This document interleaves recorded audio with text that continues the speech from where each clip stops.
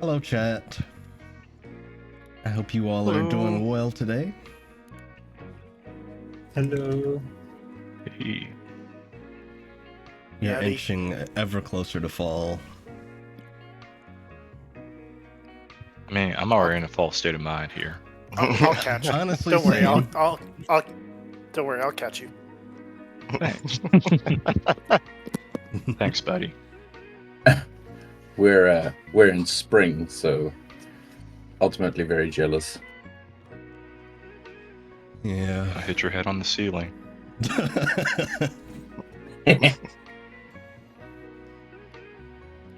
Yeah, I'm already in the process of putting together my Halloween costume, Hell yeah. which I decided I'm gonna go all out for this year, because I haven't done anything for the past couple of years. All right.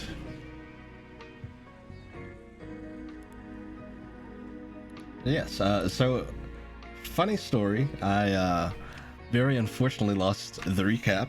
I wrote it at work, and it did not save, and I only found out recently. So I will be giving a kind of Cliff Notes version of that. Whoa, dear.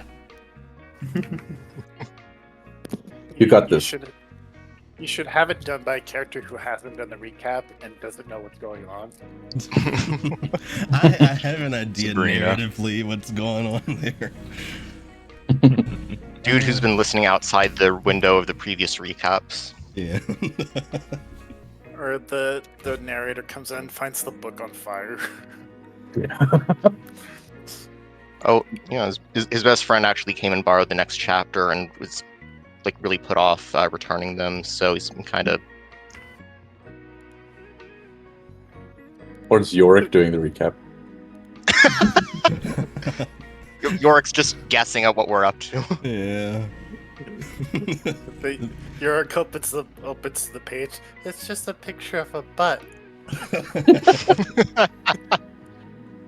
Then looks up at the sky and cries, "Pomegranate!" You don't even know which butt it is. It could just be anyone. Whose butt is it? It's a very Chat, generic you butt. decide. It's a butt left up to interpretation. Let's have a poll in chat. Whose butt is it? Yeah, like, Technically, you yeah. could do that. What is everyone's mind butt? Whose butt is it? It's like the worst. Who's that Pokemon? Yeah. I mean, not really, because everyone wants. I mean, I think people like our butts. People are butts? I said people real. like our butts. Oh. Sorry, I guess that the verb got cut out there. I mean, that's also not wrong. Some people are butts. Yeah. All right. Let's delve into our scuffed recap. Is everyone getting ready? Yes, sir. All right. Let's see. Where's Winston?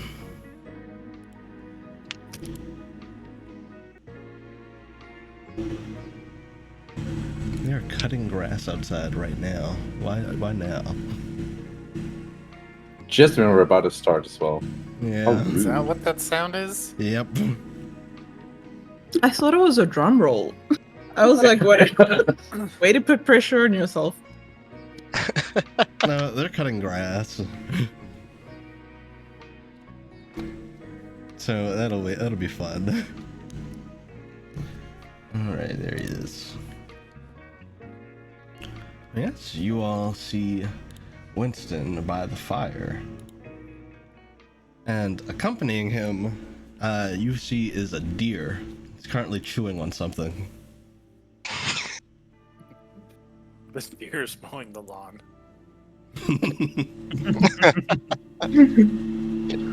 Oh my god, it's so loud. He's Oh right no! outside. Oh, The deer's really chewing. Just saw him ride past my window on the ride more.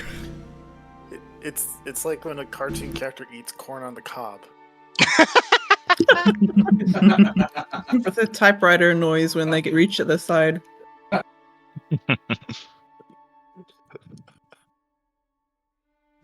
He's still going. I'm gonna give him a minute actually, because he's right outside my window.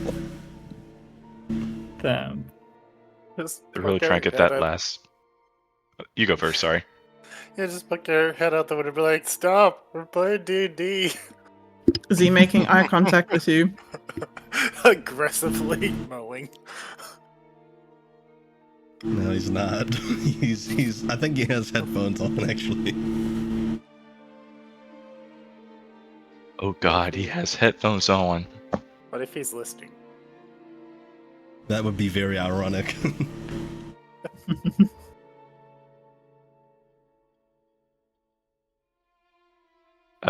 Nico has some words to say about our stream so far. In general.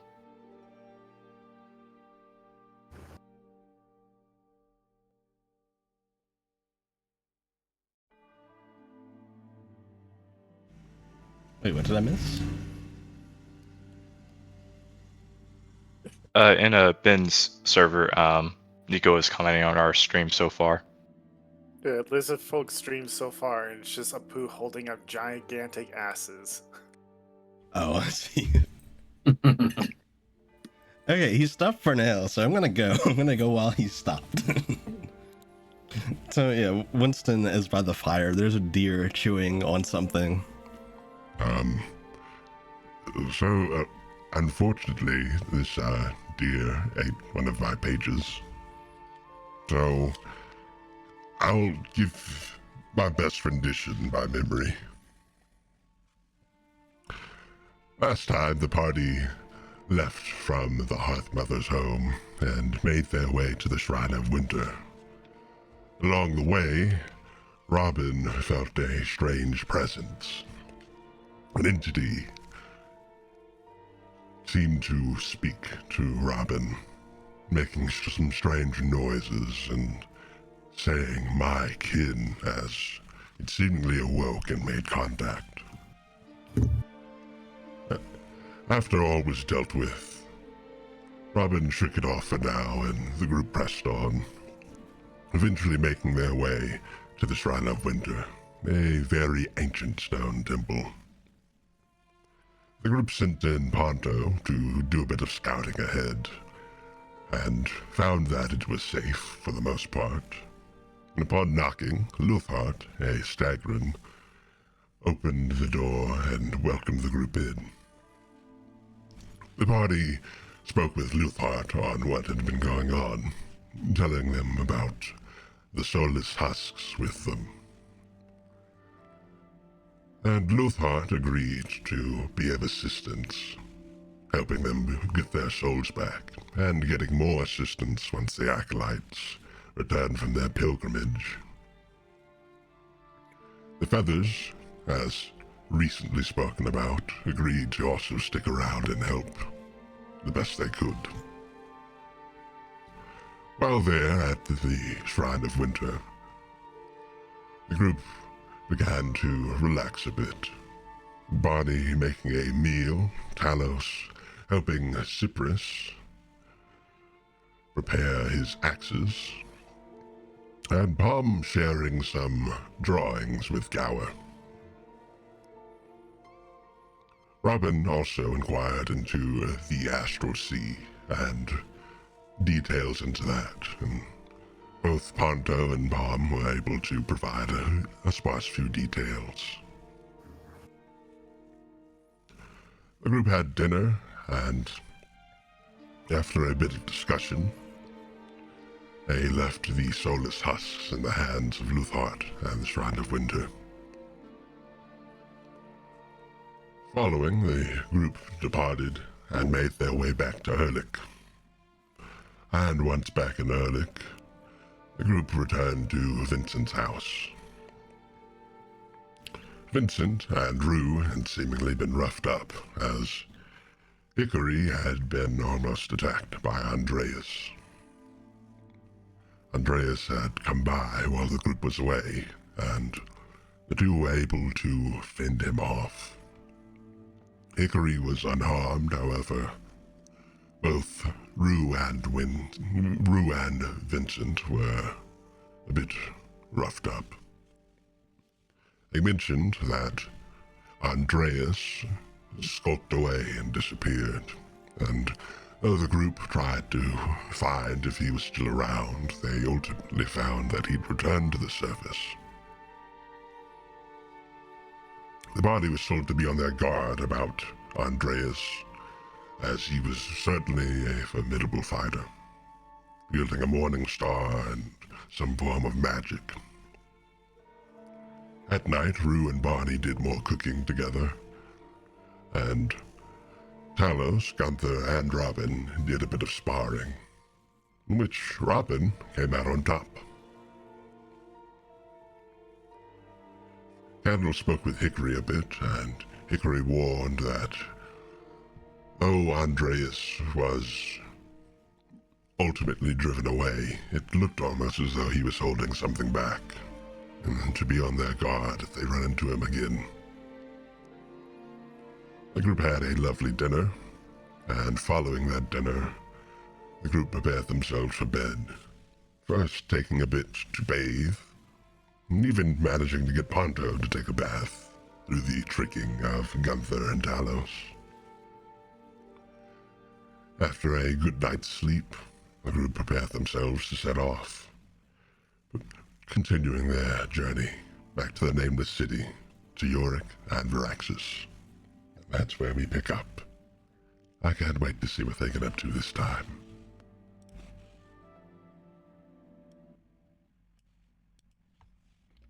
And that is where we pick up. If I missed any big details, do let me know. It's very possible. I think I got the key points.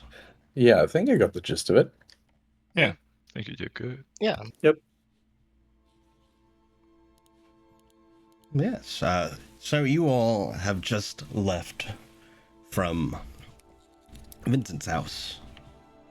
It is very early morning, and you all are still in Ehrlich, just getting ready to set off. Is there anything you'd like to do before you head back to the Nameless City? Gunther will use his fire resolve and give everyone d6 just to be on the safe side. Cool. Hell yeah. Just basically kind of wake people up, just to give them each some words of encouragement.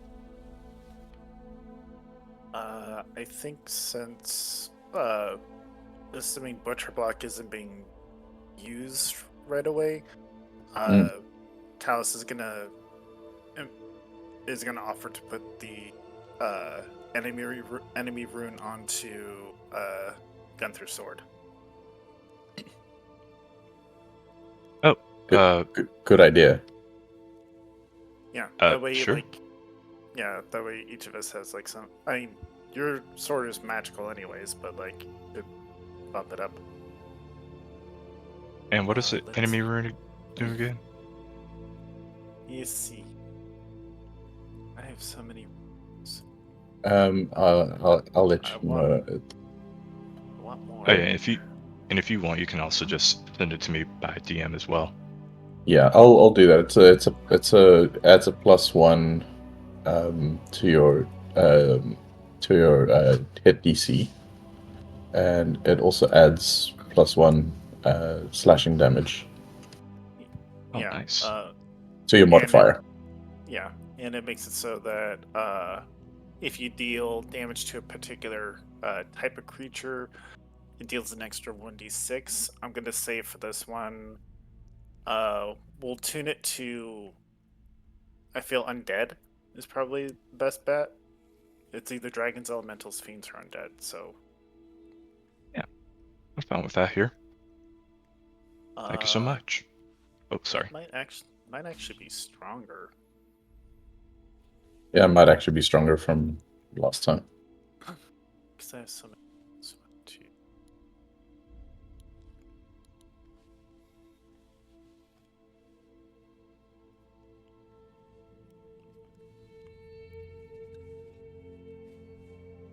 But yeah, here I'll just post it in the thing, and for now at least you have a add an extra +1/+1 to it. Very nice. Thank you so much. Yeah, did anyone else have anything they'd like to do before you guys leave town? Barney has obviously made coffee for everyone to as per usual after a long rest. Absolutely. Palm is wondering if she was supposed to get Nadine a souvenir from the trip. She's like, shit. She looks around, there's like sticks and I brought you the soulless goblin. enjoy. Oh, you already have one? Shit.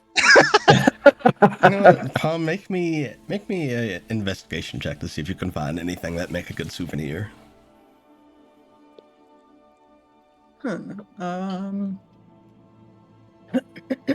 If my voice is a little scratchy tonight, I'm sorry, folks. I have bad allergies because it is the bad season. Oh, word. Investigation, that's a 16. So you look around and you see a couple of things that could either have something that could be a good thing to take back, or just, out in the world. Like, one thing you noticed while looking around, you do notice that there's a little trinket store. It's very small, but it's a little trinket store. Aside from that, like outside, you see, at first glance, it looks like just a ball of ice.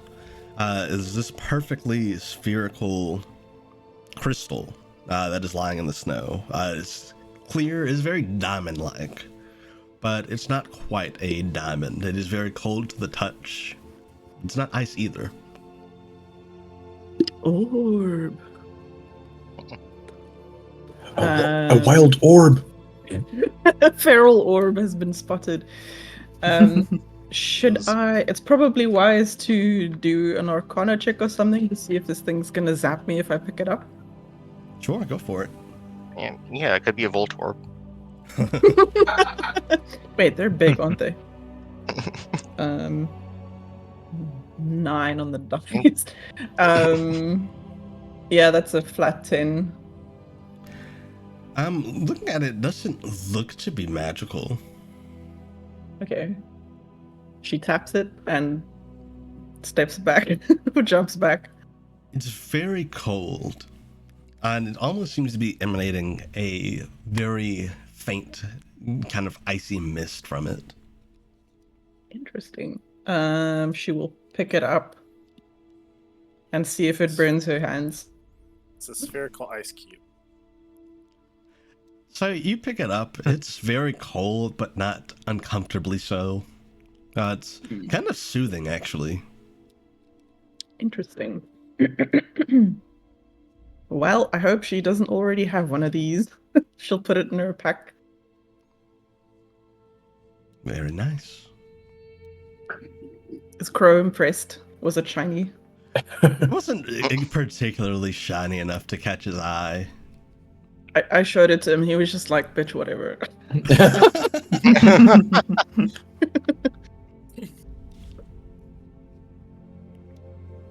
Yeah, you guys do anything else before you leave Ehrlich? Maybe a little bit of stretching. I don't think Barney ever like really inspected like the auric butterfly blade like properly. So I guess he's like while having coffee, he's actually just like looking over the thing like in more detail, I guess, since it was just kind of like something that that he and Talos like picked up, and we just fought with it. Yeah, like I said before, it is very elegant weapon. You can see that it has a point where the blade can split into two blades. It has the butterfly motifs as well as the butterflies that kind of swarm around it and follow your swing paths. It is very pretty. Aside from that, it still has that kind of bluish glow that it did when you found it. So it, like, is the glow like in any way like subsiding, or is it just being like just the same? It's almost as though it's getting more vibrant and then fading out, kind of like a heartbeat. So it's pulsing. Okay. Yeah.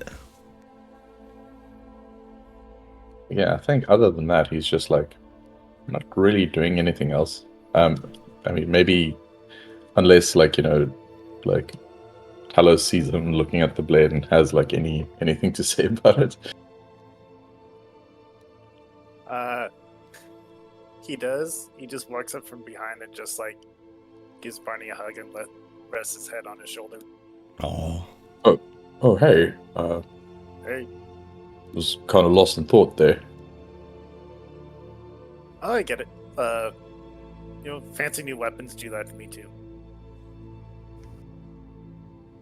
I don't quite, put my finger on it. Like, there are these runes that I can't seem to recognize at all. But I mean, overall, it's a really pretty blade. Can Talos see the runes and see if he can figure them out? Yeah, so looking at the blade and looking at the runes, you would indeed recognize that these are giant runes on them. You recognize I believe this is third rune. Yeah. There were also like the Sylvan runes on it that I think Barney is kind of more referring to. Yeah, so looking at it, the third rune it's as though the rune itself is extended in a way by the Sylvan writing. There's giant and Sylvan. There's a combination of the two.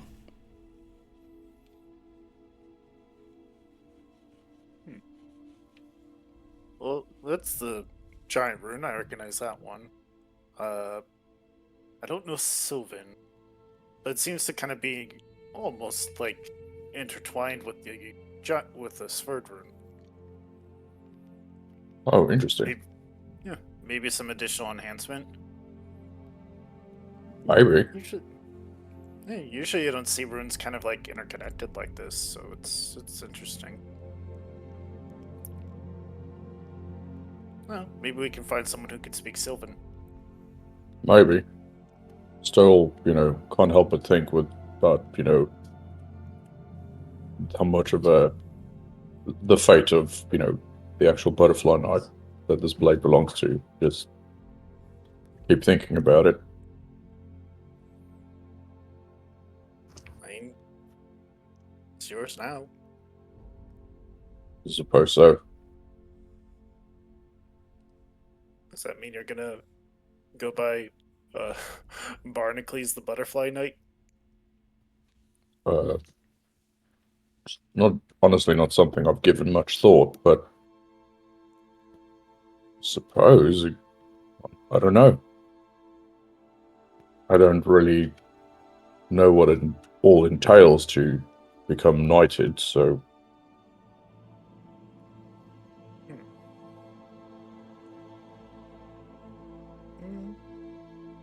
I can see if I can find something out. I don't know if he's done this before, but he will touch the blade and use Echoes of History. Ooh. Yeah, go ahead. Oh, man. Make me a history check.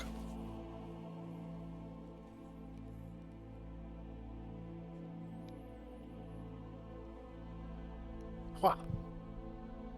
23.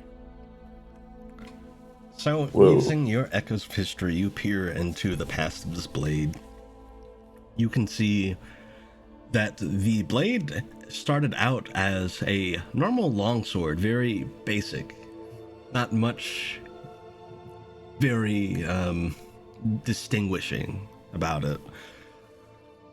You can see, you'd recognize the Butterfly Knight in probably the early stages of their adventures, going I've seen that about corpse. and helping others, starting out very small, whether it be helping rescue someone from bandits or helping with a fire in a village.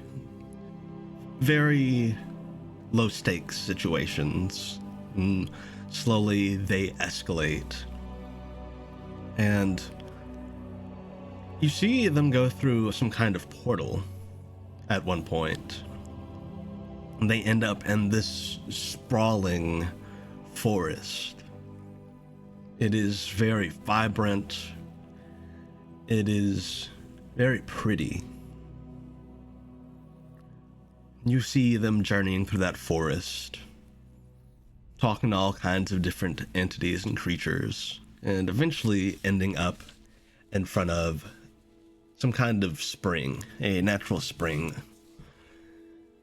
Water is very clear and sparkly, and flitting about the space is a swarm of butterflies of all different types of colors. And rising up from the spring, you see a woman extend her hand towards the Butterfly Knight's sword and begins to glow. And then, as that glow subsides, you see the blade that you recognize now as the blade that Barney has. The Butterfly Knight sprouts their wings, and you see those runes appear on the blade as well. You see them adventure around a lot more, helping other people, and the stakes getting higher and higher. From defending a city from a griffin attack, to stopping what appears to be some kind of cult, and eventually ascending the mountain here in Erlich, going into the Feathered Fortress, and ultimately meeting their match.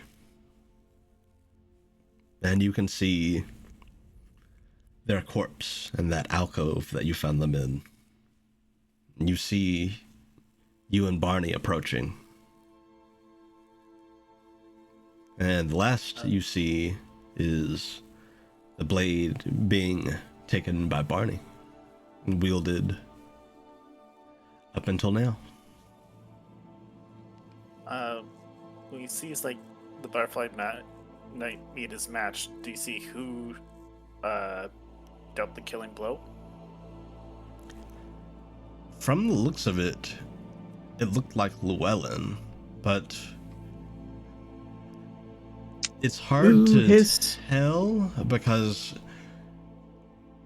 when you all were there in the ritual room, Llewellyn was just a specter of sorts. So whether this was actually Llewellyn there physically or not, it's hard to tell. Or whether that was simply an illusion of his. But whatever it was, whether it was him or whether it was a illusion or shade of him, it got the finishing blow.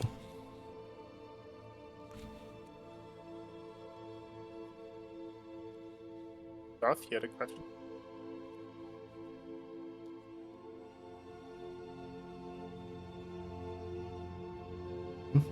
Did you have a question, Joff? What? Did you have a question? No. You were saying something in the recap, in the description, so I thought you questioned that. But yeah, that What? is what that's what you see. Did I Wait, mishear what? that?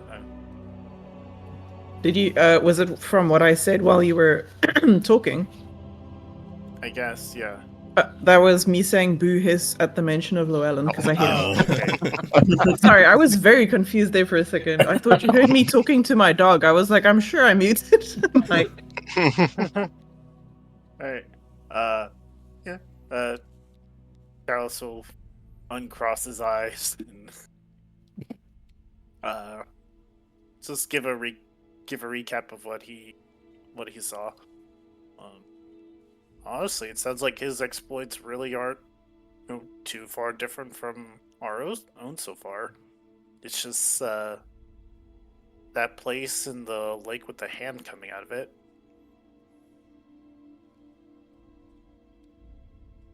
Right, okay. Well, that's good to hear, at least. If you'd like, You know Talos, someone- make me a nature or... Yeah, make me a nature check. This might be sure.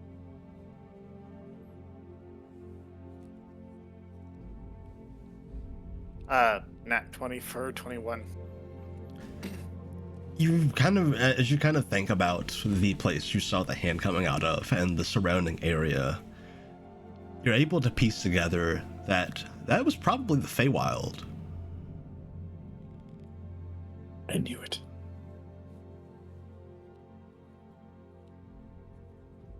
You know who might be a good person to maybe discuss this with?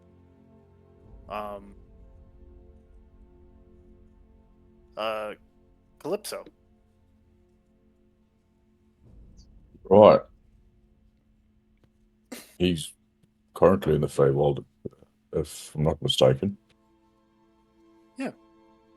So, next time we can get in contact with him, he can probably identify maybe where this lake is if you want to see it. Yeah, maybe.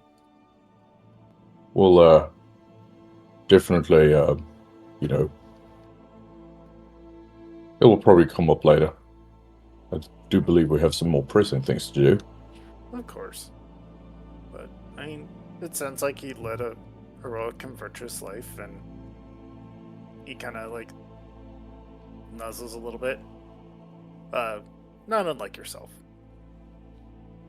Are you? Well, thank you for doing this, though. And he'll also say, you know, you look kind of cute when you're into that, whatever that state is. Your eyes seem to go a bit cross-eyed. They do? Yeah, well, I mean, think nothing of it.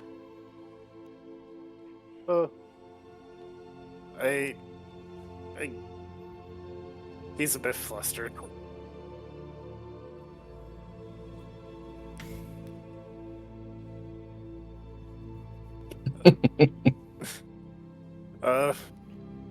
Anyways, we should probably join the others and get ready to go, right? Yeah, we should probably regroup.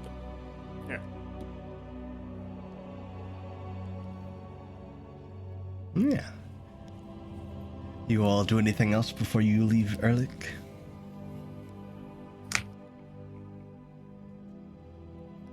I guess Robin is just in the room thinking about what happened yesterday. Yeah, as you're kind of thinking about that brief encounter, you can still kind of very faintly hear the sound that creature made in your head, and its words repeated. And remember it saying, "My kin," before it ended its connection to you. Mm-hmm.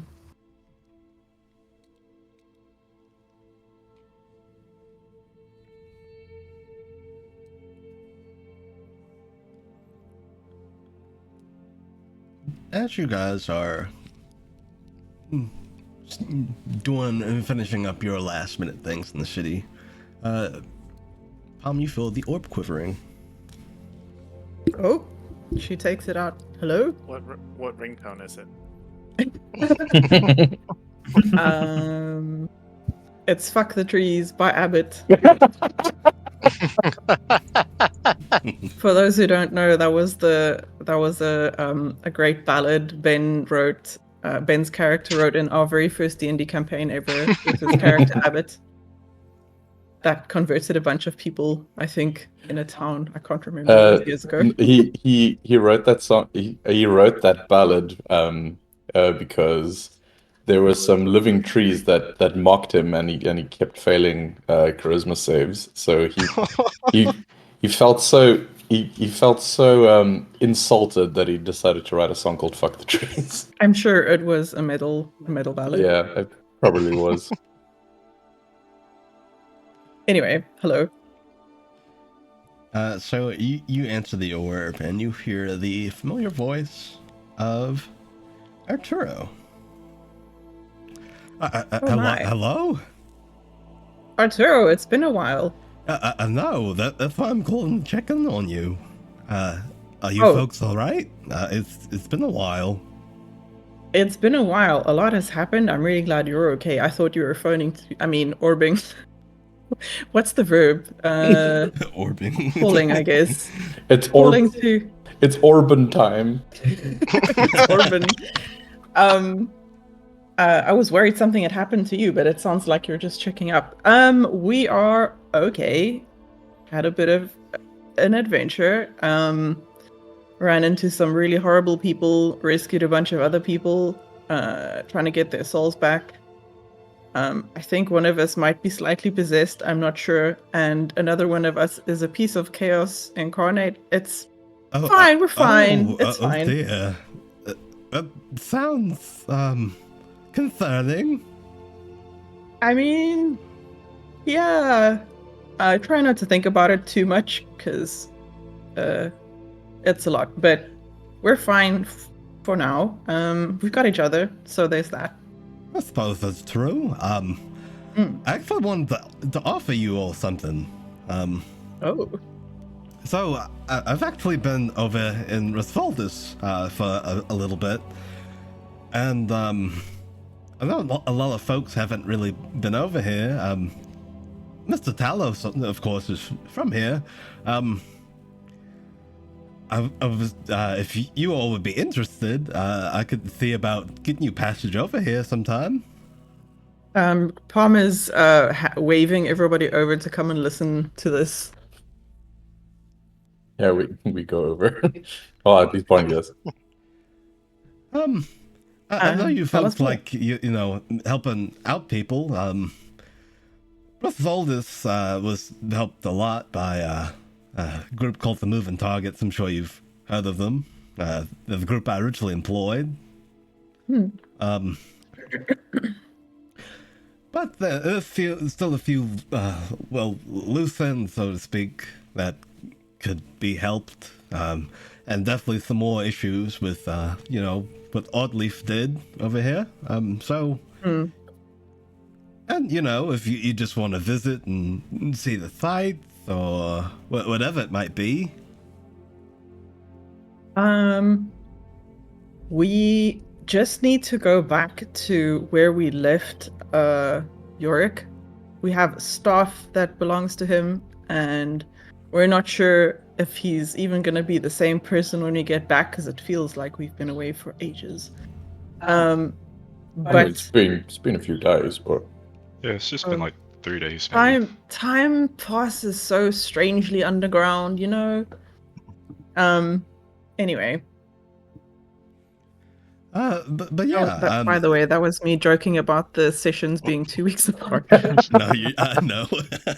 Okay, good. I get that.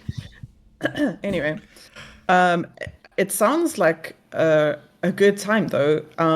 Let me just find out from the others what they want to do, and also if we can afford to get sidetracked from our missions. Not sure how pressing every single one of them is, but maybe there's something that we could multitask with if it's in the right area. Yeah, sure. And of course, we could arrange your travel whenever it works for you. It doesn't have to be anytime soon. I'm actually still over here at Lizardfolk now, so it'll be probably a week or so before I get back, unless I get a faster ride back home, I guess. That's up to you. Okay. All right. We'll be in touch. Let us get to Yorick, and then we'll call you back. Sounds good. Be safe. You too. Yeah, he'll end the communication. Tom will make sure that the orb is in a different pocket to the ice cube, so that she doesn't accidentally try and orb someone using the ice cube. Sorry, not a cube, the ice orb. What am I saying? The ice Jeez. orb. Ice sphere. She grabs the wrong pocket and accidentally gets her tongue stuck to the ice orb. I'm not sure if answering calls involves licking the orb, but if it does, she will keep it in a little bag of mint moss just to keep it fresh, you know.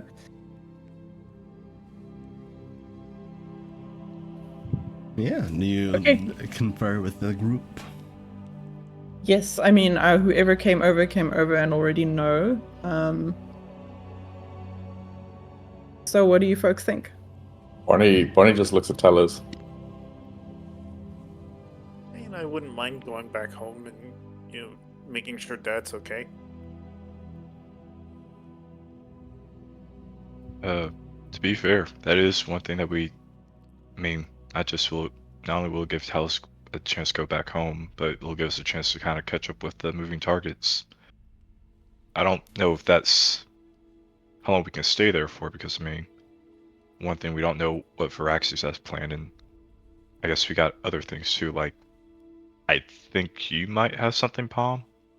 Like, I think you're supposed to meet up with some guy in Cragvales, or the academy or something, maybe. Yes. Where is the academy again? It is an Aaron Gate.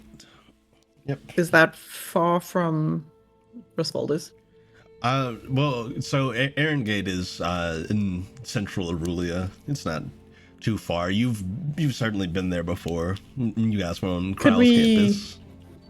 Could we map a trail around there, or did Arturo mean like a teleportation kind of transport? So the way he made it sound is like he has someone who has a ship. However, you do know someone who is from Roswaldus and has a quick means of travel. You all met Kinsey, the fellow with the Pegasus drawn carriage. Oh yeah, Right. all the snacks kept flying out. This looks horrified. No, it's fine. It's fine. Flying. Maybe if we go that route, Candle should prepare an anti-emetic or something like that for Talos, because being carsick is horrible. Certainly. Wondering, how'd you get over here, Talos? Boat. Oh, okay. Right. If we're going up to the surface again, I do have some business in Canesmith and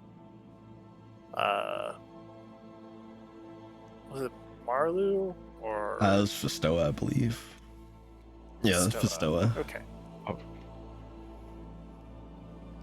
Right. Well, let's get to Yorick and everyone there. Or perhaps we could also, once we get back to the surface, try to get Mum to reconvene with us so I could give her sword back. Oh, yes. Pretty sure she'll be delighted. But yes, let's go regroup with Varaxes again, yeah? Right. Let's go. Yeah, you all set off from Erlich, begin your journey back. Who's leading the way? Gunther can lead the way here. I think maybe Barney can also help Gunther. All right, yeah, go ahead. Yes, please. Gunther, make me a survival check, and you have advantage from help from Barney. Got there our guiding light in this dark underground. You say that, but Gunther's survival is just a +1, so it's like Yeah, but he also glows. true. That is true. What? My survival is +3? I didn't know that. Oh my Maybe I gosh, should be no. like, Gunther, I think we've passed this tree already. Well, Robin survival is +4 My for some survival is reason. Talos' survival is a +5. Yeah, I got a Oh. +6. Well then. What is with Yeah. you guys and having all this much survival? Oh wait, that's right, because you guys probably have a lot of intelligence right here. Gunther's like, Yeah. Survival is Uh, actually wisdom. Wisdom. oh, it yeah. is? Huh. Why is my wisdom not that? Well, I mean, I got a nat 20 for this, so that's good. Thank you, Barney. But Buried the lead there. Yeah, with a nat 20, Huh. easily enough, you are able to lead the group very well and serve as their guiding light. You head back through the strange forest where you all first encountered. Well, I say you all, more so Robin encountered Witherin, as well as the strange moving trees, which are still moving, but again, they don't bother you. Sure enough, you all make some good headway back to the Nameless City. Let me open the map. There we go. It's still such a joy to see pomegranates drawing on the splash screen. It's very weird seeing that and then having Gamma give all this like serious exposition and stuff, and Tom's in the background. They're like,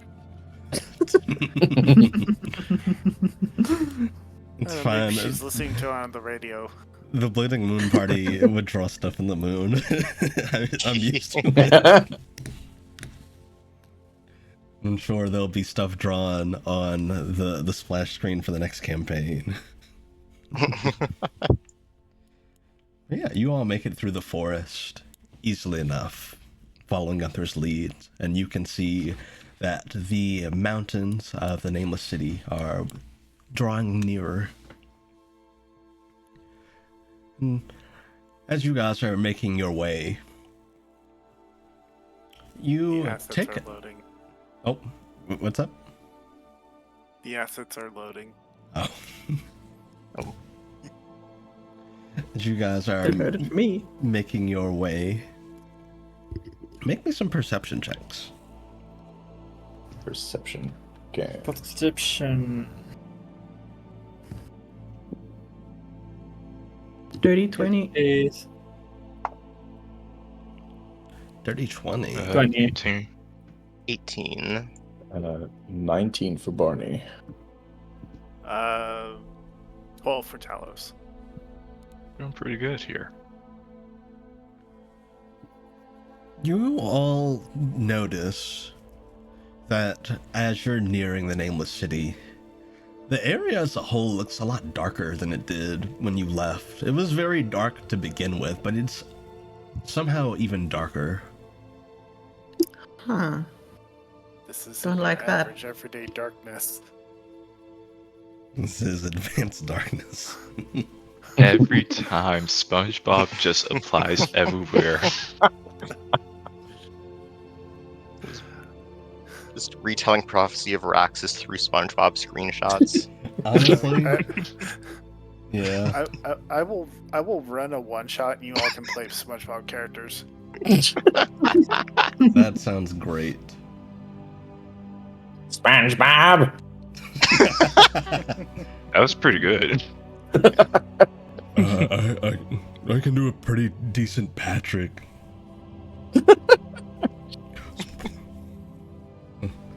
I think Barney will like hold up the butterfly blade so the glow would the blue glow would like emanate and offer us like some additional light. Yeah, the glow from the butterfly blade definitely offers some good light. Nice. Yes, you all begin to Anything- cross the dark expanse back to the Nameless City. Is there a check we can do to figure out why it might be darker than usual? Yeah, make me an investigation check.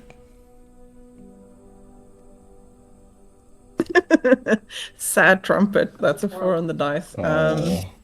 So total of 5. Yeah, it's Unless hard Crow to can help you. say. Yeah, I'd say Crow can help you. Remind me, is that a reroll or an ad? I'd say an ad in this case. Okay, so what do I add? Well, the help would just be advantage, so you can just roll another die. Oh, that's what I mean. Yeah. It's a nat 1. Oh no! Oh no. Crow, god damn it, you're no. supposed to be helping me.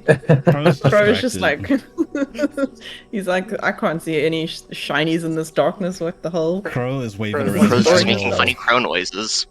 He's waving around his little letter opener. He's distracted. Oh, it's okay, Crow. I forgive you. You're so cute. Swinging it around like a brawler character. Yeah. The side of like Sif.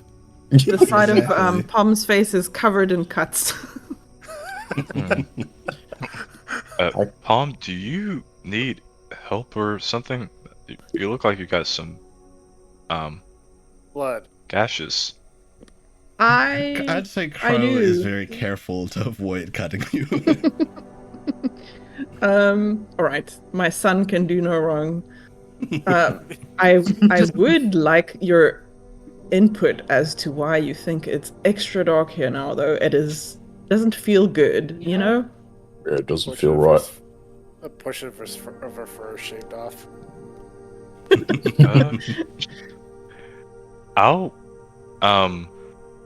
Is there anything? I guess don't know if this might be a history check, but is there anything different that I could recall from when we first entered the Nameless City versus when we are entering it now, like environment-wise? So you were told, I would say you wouldn't even need a history check for this. You were told by Sturmir that sometimes it gets darker and it's a bit more dangerous, but it's somehow darker than it was when he said that, which is perhaps concerning. Yeah, best to keep your wits about you. Sturmir reminded us. Well, remember that Sturmir said that darker it gets, the more dangerous it gets. Right. Plus, we are underground. It might. I guess it's probably gonna be advanced dark. Right. And the skin stealers and all that. That too. Ugh, don't remind me. Actually, do remind me. That's good. It's good to be reminded. You need to stay vigilant. Yes, exactly. Do you think we need to do the whole rope trick thing again, where we kind of make sure we're like holding together? I think that might be prudent. Yeah. It's not a bad plan. I'll get out a piece of rope here. Just and I guess for Robin, I'll just let them know. We had to deal with some skin stealers, and or just make sure we didn't lose ourselves. We had this rope. The skin stealer still was on the end of the rope there, but we all still have our skin, so yeah. All right. Yeah, you guys all grab hold of the rope and begin your ascent up the mountainside. Let's see. Gunther, are you still taking the lead? Yeah. Make me one more I'll survival turn check. on. Sure. I'll turn on sunlight scales here.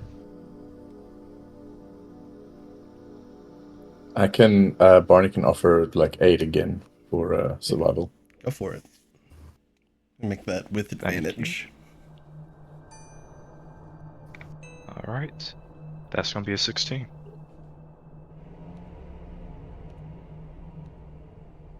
So with the 16, it is quite a bit to navigate the kind of winding mountain path in the darkness, but with the glow from your sunlight scales and with you all grabbing hold of the rope, you're able to keep everyone together, keep everyone from being separated, and you, though it's a bit strange, following the twists and turns and mostly darkness. It's something you're all certainly capable of doing. And with a bit of effort, you manage to climb up. And you're standing in front of the gate to the Nameless City. Looks like we're here, folks. Does anything look unusual now that we're here? Make me an investigation check.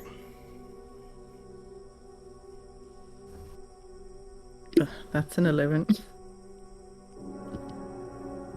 Ooh, subs. Oh, shit. Oh, the hype train's been completed. I- Nice. Holy Thank shit. you. I got a nat 20. I'm so glad someone is investigating properly. Are we all rolling Looking investigation here? at the gate, it looks almost as though it's veiled by a faint kind of purple glow. Ooh, wait, wasn't Llewellyn a purple glowy thing guy? I mean, person. Orb? Maybe. But Or I mean, something glowed purple somewhere. What was it? I think a lot of things glow purple. Sigh. But that is something you notice. You notice that faint kind of purplish glow.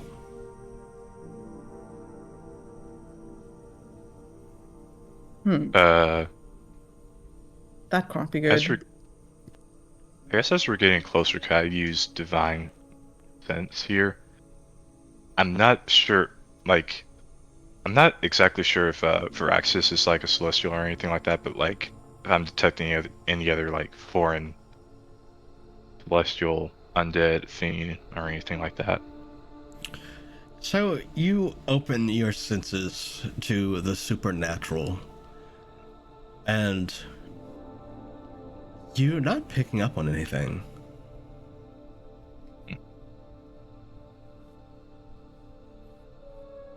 I guess, But I would even as say we're moving closer, still. you would have sorry. noticed the first time you were around Varaxes is that he does in fact have a celestial presence.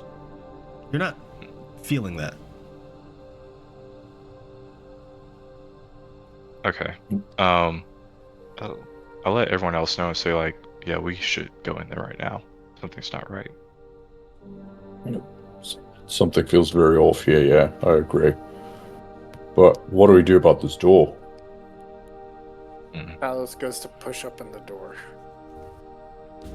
You go to push open the door, and the runes along the edges of it light up, and the doors slowly open. Nice. It's a door.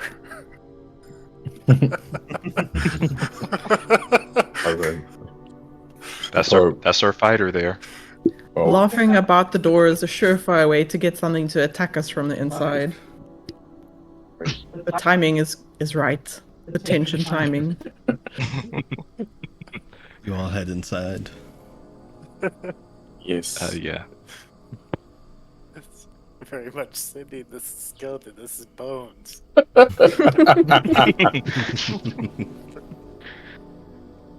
You all step into the Nameless City, and like outside, it's very dark.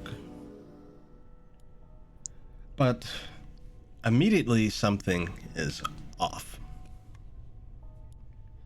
You can see that there appear to be what look to be some kind of red scorch marks along the ground. Up ahead in the central square, where once Varaxes sat, now looks to be a corpse. And in front of that corpse is what appears to be Yorick, knelt down, curled up, almost in a fetal position. Shit.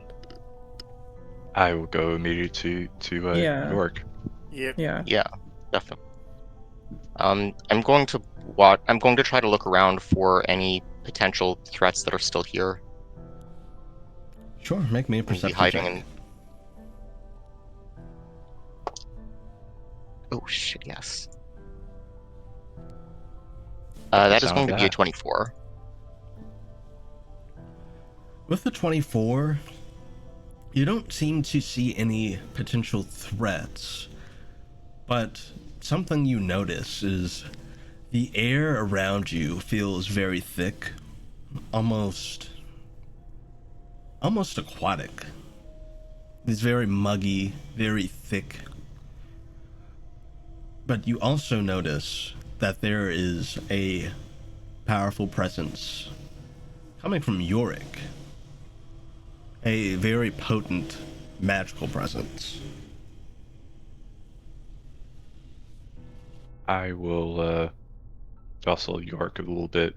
Just kind of say, York, are you okay?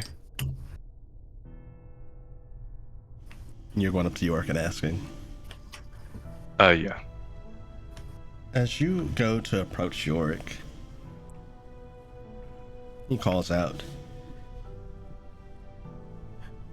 "Stay back!" Yorick, it's us.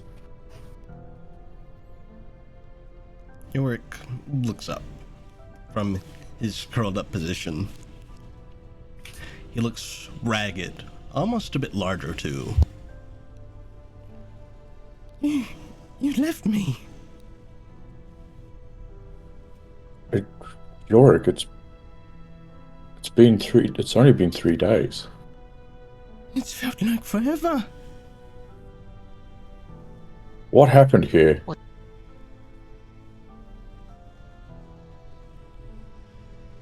We left to go find your scepter. That was the mission we were sent on. You see, there is a kind of glint in Yorick's eyes as he looks at you, very distant. Kind of a reddish glow to them. Question. Um,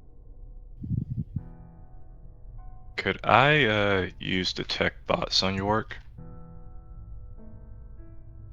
Yeah, go for it. Also, he's back out cutting grass again. I'm sorry if there's any background noise. Oh no. Oh, you're good. It's not too bad or anything.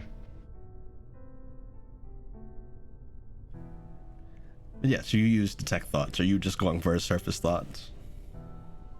I'll go with the surface thoughts here, and I'll probe deeper if I need to, I guess. If that's okay. In terms of his surface thoughts, you very oddly hear what sounds like static. It sounds like crackling energy.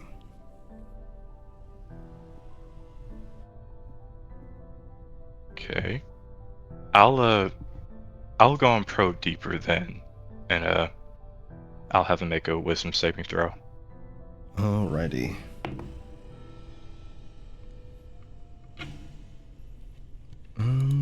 Let's see. That is a 18. Dang, that does pass. So he'll probably know that I'm doing this too. Get out of my head!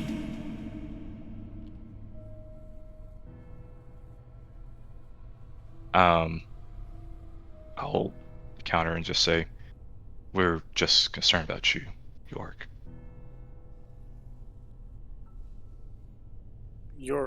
What happened? Yeah. Just as a point of clarification, when you say there was a corpse there, like a corpse of a humanoid thing, or Varaxes' corpse? It looks to be Varaxes' corpse. Fuck. Yet. Okay, can I make a wisdom save to check if this is an illusion or something? I would say make an Arcana or an Investigation check. Alright. That's going to be a 6. so I guess I'm not going to tell it. Oh, I don't Can know. Sorry. No, you guys go first. You guys go first. Sorry about that. I'm sorry. Could I try to examine Varaxes and see if my dragon physiology knowledge is high enough to figure out what the fuck he died from, or if he's dead? To make sure. As you are you how close are you getting to it? Are you getting up? Are you walking past York to get over there? He looks to be very on guard right now. Okay, then yeah, I would probably not be. I would probably still be standing back a little bit from Yorick. Go ahead and make me a medicine check.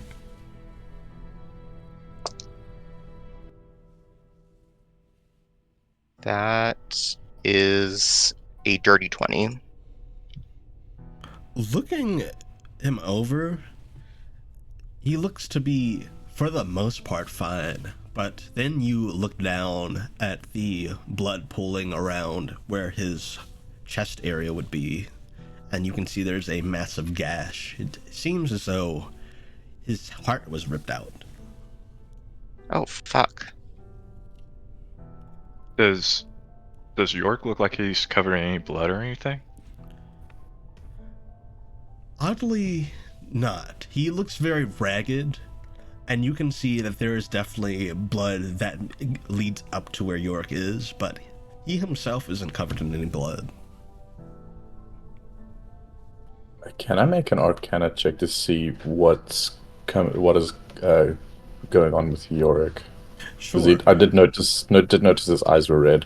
And to also kind of glean what Robin got with the 6, it feels very real, whatever this is in front of you. But yeah, go ahead and make that check, Barney. Yeah, I guess also to tell if this is an illusion or not as well.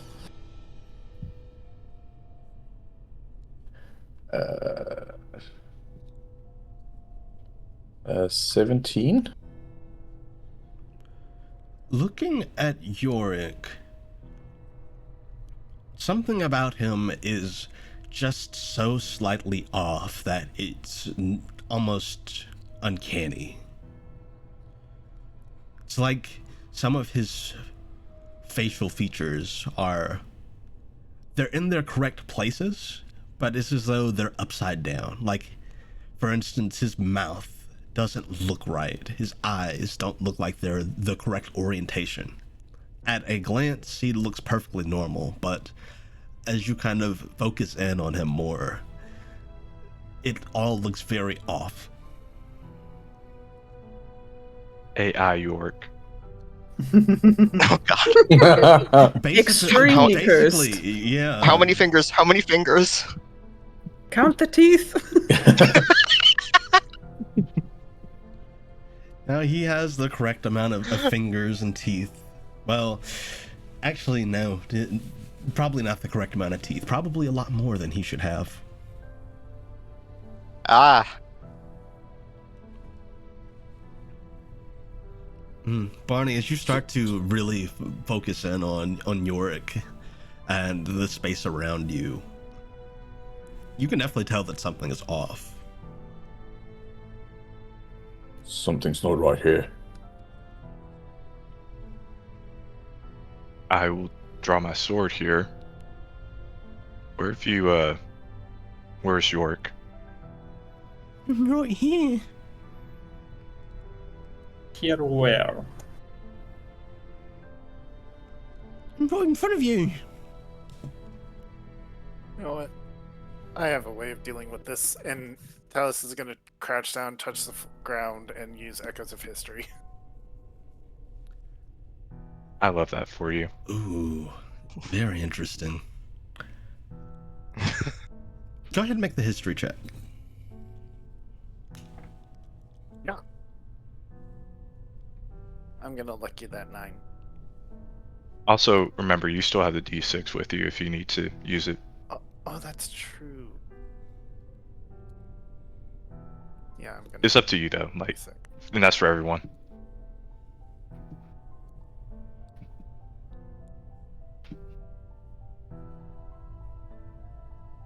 Let's see.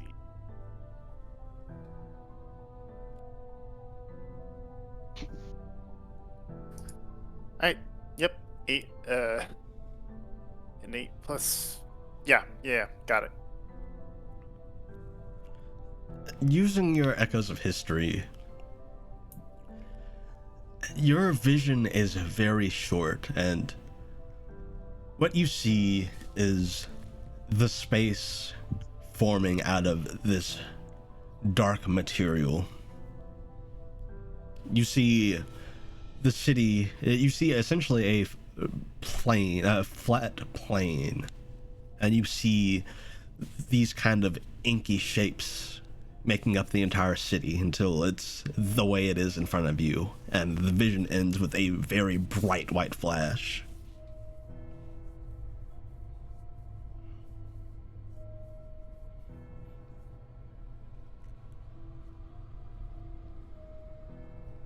City.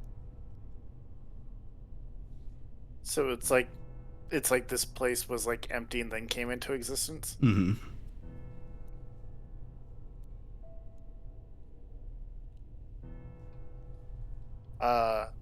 Can he glance around at like the? Because we were here before, and I know he like made note of the structures. Do they seem different? They seem the same at a glance. But yeah, go ahead and make me an investigation check.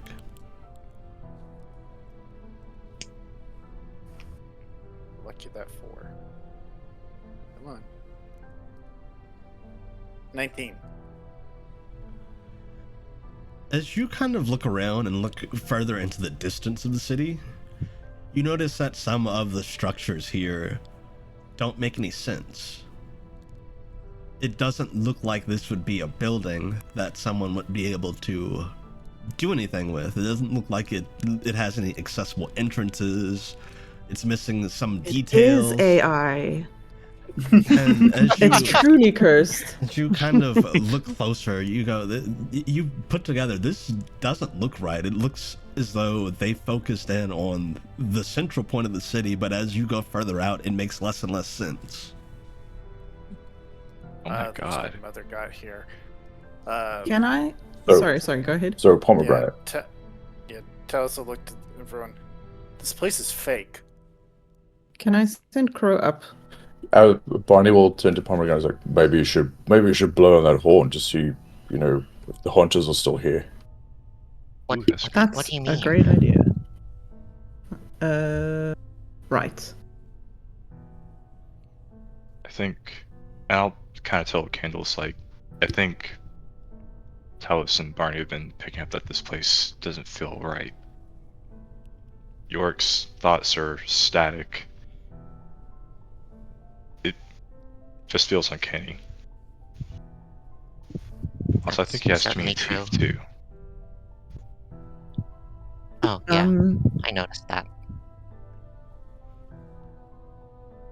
if I blow on the horn when Nadine is nearby, what actually happens? Does it just summon like a double, or does she actually?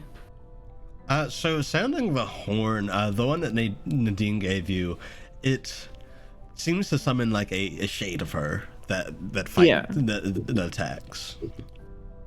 But she'd be able Yeah. to hear it or respond if she was actually nearby. I mean, we also have the orb. We could just call them and find out where they are. That's also In fun. fact, why don't we call Yorick? Ooh. Use the orb to call Yorick. Yes. But I'm standing away from the other Yorick in case I mean, he jumps up and goes for my throat or something. You use the orb to try Okay. and contact Yorick, and it doesn't make contact. Interesting. In that case, she'll take out the horn and blow. You sound the horn, and the shade of Nadine appears. However, you sense that she's not actually anywhere nearby. And she can sort of see through the shade as well, right? Yes. Except seeing does through the it shade talk? now, it just looks like peering into pure darkness. So there's no connection, really. It doesn't seem to be. Friends, I recommend we get out of this area. Something seems to be blocking all communications. You aren't going anywhere. Don't you? I'm through with you. What'd you do with York? The same thing I'm gonna do with you. You see, Who are you? he begins to summon a glaive to his hand and readies himself for combat. And we're gonna roll some initiative. Yeah, the butterfly wings sprout from Barney immediately. Runes start glowing. Alrighty. I cannot believe we have to fight our son. It's not I our didn't- son, it's AI. Our true. AI son. Could I There's 2 request Yorks on the screen. a quick bathroom break before we get into this? Yeah, that is perfectly fine. That'll give me time to get set up and send traits. Right. So yeah, 3 chat, minutes. Be right we back. will BRB. I'll put on the BRB screen and whatnot and mute us. So yeah, chat, we'll be right back. The wildlife BRB.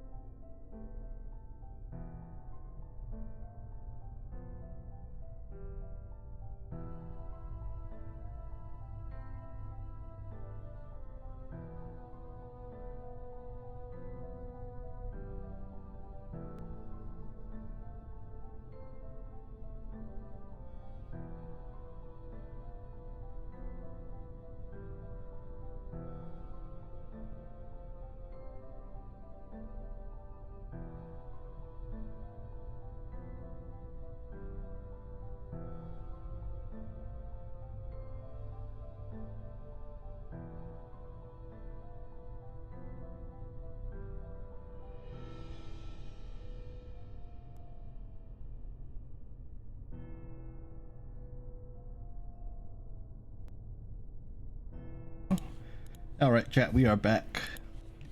Yeah, everyone, go ahead and Hello. roll me initiative. Hey. Oh Saffron. boy. I just saw what Saffron posted in the chat. Oh I shit. got fuck. What's wrong? Wait, what? That's going to be a 3 for me. Oh no. Yorick? Love that question mark. That's so so nice. Is giving that final is- boss battle from like Pokemon, like what is it called? Scarlet Violet. It's Oh my god. that is Oh my actually God, in you're his so stat right. block, that question mark. Oh no. For chat, Yorick question mark has the following traits: Ursine Aspect, Crushing Grip, Duality, Sylvan Claws, Dreamer's Glaive, and Spellcasting. And something that you all would notice as Yorick summoned his glaive is that he summoned some creatures as well.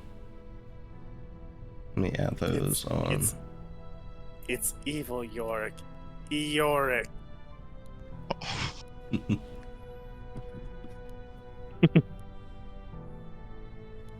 Every villain is Lemon's Yorick. Evil Yorick. Kilroy. I got a 17 for initiative. Got a 11. nat 20 for 24. Holy shit. Nice. I got 11. Also nat 20 for 23. Nice. I'll get Damn. your individual initiatives here in just a sec.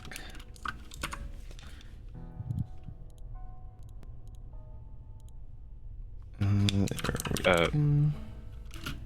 Also, just so I don't forget, if you're within 30 feet of me, you start with 3 temporary HP. So that'll be all So, of us. yep, Thanks. of course. And that'll happen at the beginning of my turn here. So if you're within 30 feet of me, you keep on getting 3 temporary HP. Alright, and the Dream Husks, which are these creatures that he summoned, will share they share an initiative, so they'll all act on the same turn. Which is why I only put Bet they one of do, the them. creeps. They have 2 traits that I'll send as well. They have Lethargy and Bite. I have those traits.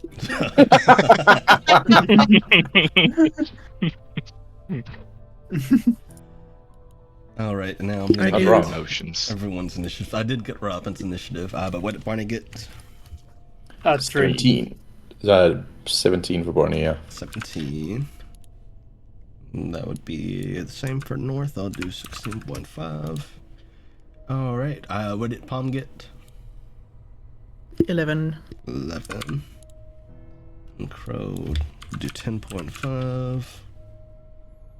Candles, what did you get? 24. 24. Alright, and Gunther? 15. 15.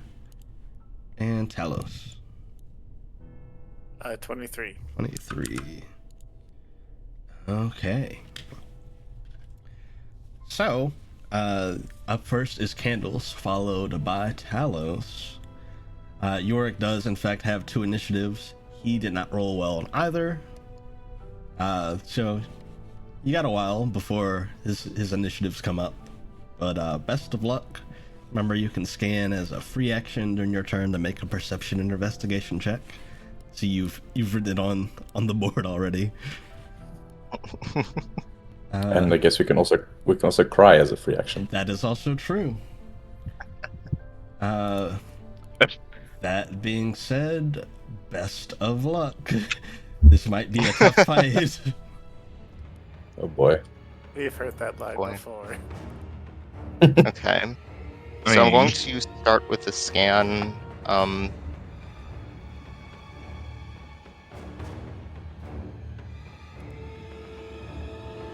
That was we can do the perception, right? Yep.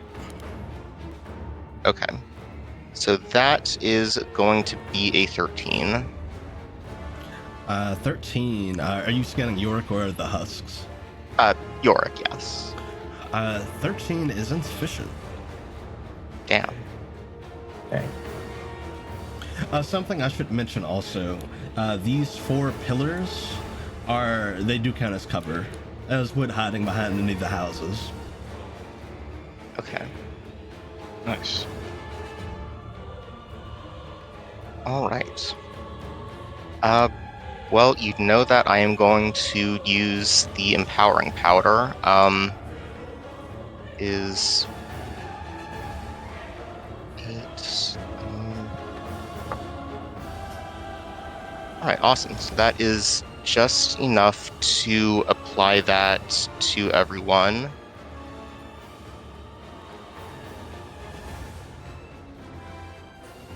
All right, you all get to the empowering powder. And I am... Okay. So I'm going to cast Omen's Mark, Omen's Sting on Yorick. All right. You place your Omen's Mark on Yorick.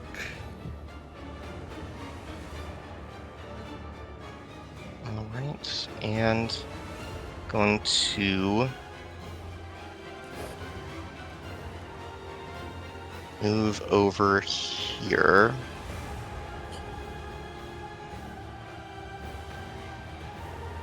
And that will be my turn. All right, Talos. Okay. Gonna trigger the giant rune for bonus action. All right, you get big.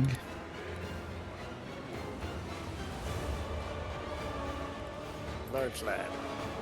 Gonna go.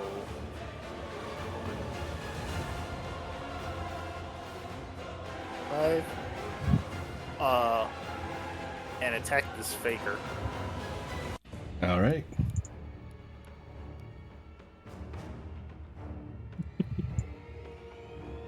Sorry, I saw Saffron's message or reply.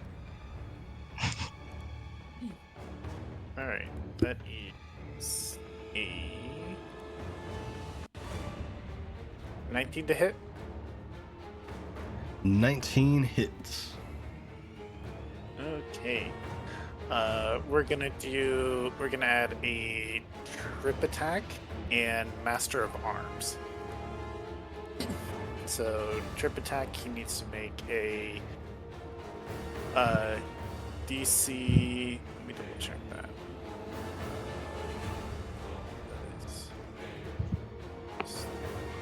Yes, so he has to make a DC 17 saving throw. That is nat 1. Ooh. Down. Alright, so that's gonna be 3d8. So first the sword, then the maneuver, 8, and then the Master of Arms. We're gonna say this is gonna reduce his armor class All right. by 2. So that's 10 plus 6. Giant strength. 13. Fire room. 15. And it was another d6 from the empowering powder, right? Yep. An extra d6, yes. Alright. 15. 16 plus 8. So it's 27 damage. Ooh. Second attack. Yeah, as you swing at Yorick, he cries out, "Ow! Ow!" Press on. Ooh. I was gonna Feels fight through bad. that pain. Alright. Okay. Dirty or 21 to hit. That hits. All right.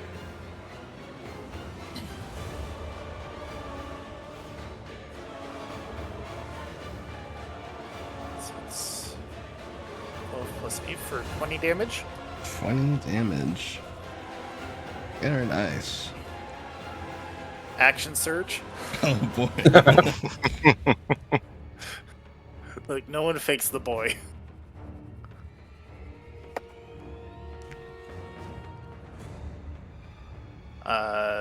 That is a 25 to hit. 25 does hit.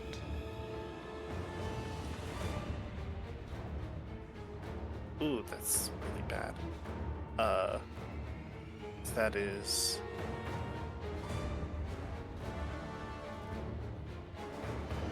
13 damage. I rolled 2 1s. Right, and last swing.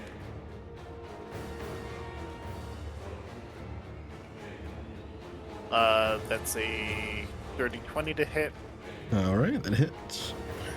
and I'm gonna add Master of Arms to reduce his next to hit. So that is gonna be. So his next to hit is reduced by 6. All right. Ooh. 18 plus 8 is 26 damage. 26 damage. I don't know how much I did total there. I think I did like 70 something. You definitely put a hurt on him.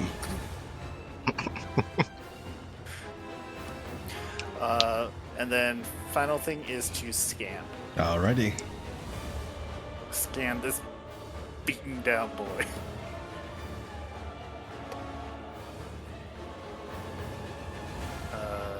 With perception, that is a 14. 14 is sufficient. What trait would you like? Yay. Let's take. Let's take Dreamer's Glaive for 500. Alright. Let's see here. Coincidentally, 500 is the amount of damage it does.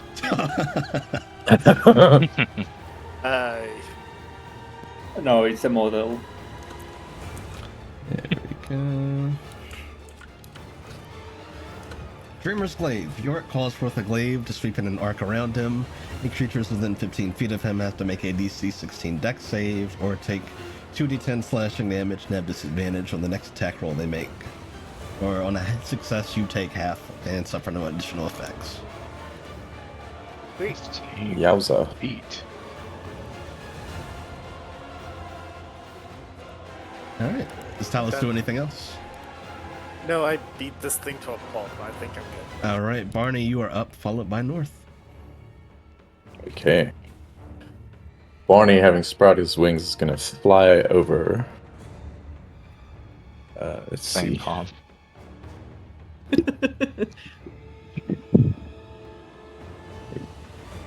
It's equal to his movement speed. So yeah, I can land behind the Yorick question mark. Yes, you should be able to. He is on the And- ground. He is on the ground too, so. Yeah. Yeah, so I'll land behind him there, and I will check my bonus. Oh wait, my spells are bonus actions. So yeah, I'm gonna attack him twice with the Auric Butterfly Blade. Alrighty. Okay, first attack. Oh no. 12 doesn't hit, right? I have advantage. Oh right, I'm flanking. Yeah, he's on Okay. Well, he's flanking and also on the ground. Oh, he's prone. Yeah, Okay. he's prone. Let me put the ring on him. Okay, that's better. That's 19 to hit.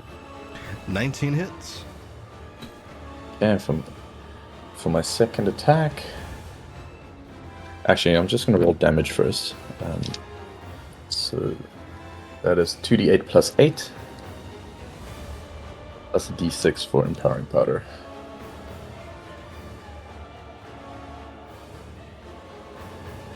Ooh, max damage on the one die. So it's 8 plus 7, that's a 15. plus a 5, so 20 damage. 20 psychic damage. As you swing your sword at Yorick, he kind of yelps and glances over his shoulder. How could you, Bonnie? Ooh. Barney is just gritting his teeth. It really feels bad. Okay, second attack.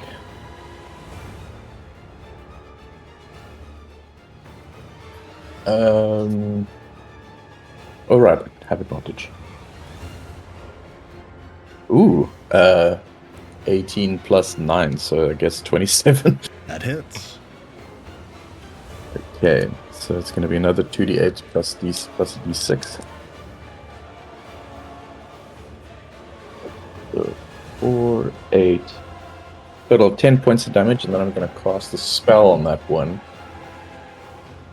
as a bonus action. Let's see.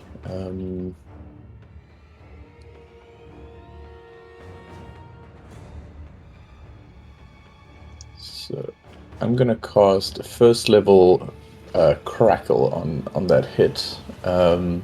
Spell charges your target with lightning in addition to the normal effect of the attack. The target must make a con save. And on a failed save, the target is charged with electricity for 1 minute until it is hit with a weapon attack. While charged, the creature's movement speed is reduced by 10 feet, and the next weapon attack against the next deals an additional 1d12 lightning damage. Alright, con save. Wow, these dice are rolling bad. That's an L. Okay, so he fails. So I think, sorry, just read again there.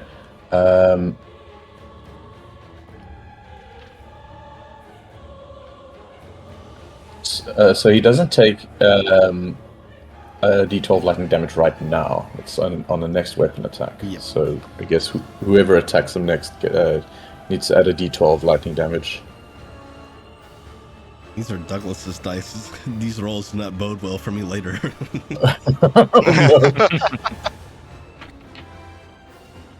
Alright, is Barney doing anything else?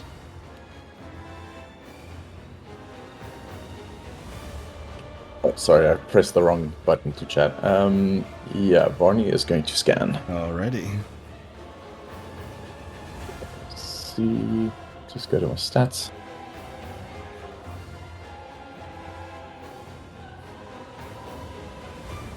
Uh, 17. Alright, what trait would you like? Duality.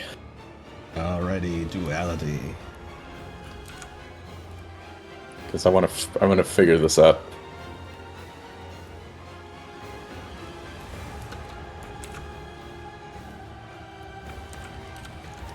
Duality. On York's second initiative, he does not make attacks as normal, instead casts a spell. Okay. And then I will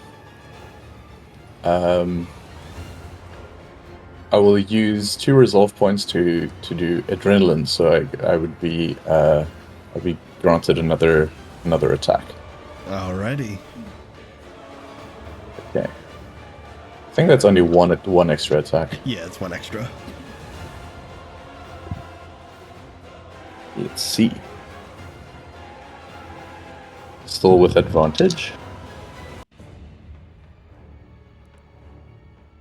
Ooh, okay. Good thing that for that advantage, that is an 8 plus 9, 17.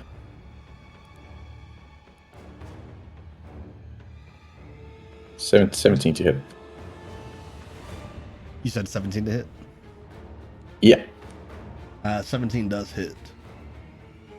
Okay, so it's gonna be another 2d8. I forgot to plus the 8s on the previous damage. You can do that now. Yeah. So that'll just be like an additional 16 damage to the previous rolls. Gotcha. And then for this, I'm rolling 2d8 plus a d6. 9 plus 6, 15 plus 8 is 23. 3, I believe. Yeah. All right. Then that'll be my turn. York is definitely looking pretty hurt. Like Barney's physically or emotionally? Both. Barney is just gonna cry out. It's like, what have you done with him? Right here. What are you doing to me? You're not him. You can't be him. We're beating you, that's clear. They are really committed to this grift here. North will, of course, dodge. This is the All right. husks. Let's see. Husk 4 is gonna make his way over to Candles. Husk 3 Rude. is gonna make his way over to Barney. Unpleasant. And Husk 1 and 2 are making their way to Talos. No. Alright. So they're gonna try to bite. Let's see how they do. Husk 1 rolled, a 12. Husk 2 rolled a 16, which I believe also misses Talos. Yeah, AC 19. Husk 3 rolled, wow, my rolls are so bad. Rolled an 11 against Barney. Yeah, Barney just steps out of the way. And Husk 4, rolled a 22. Ouch. Poor Candles. Oof. Alright.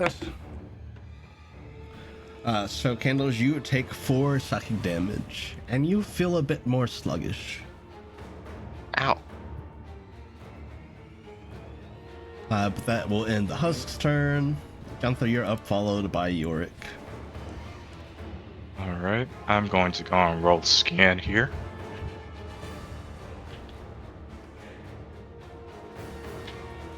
No, I'm not. That's a 4. That is so unfortunate. Okay. Then in that case, I will go. I mean, yeah, I guess I'll just go and help finish up this guy here.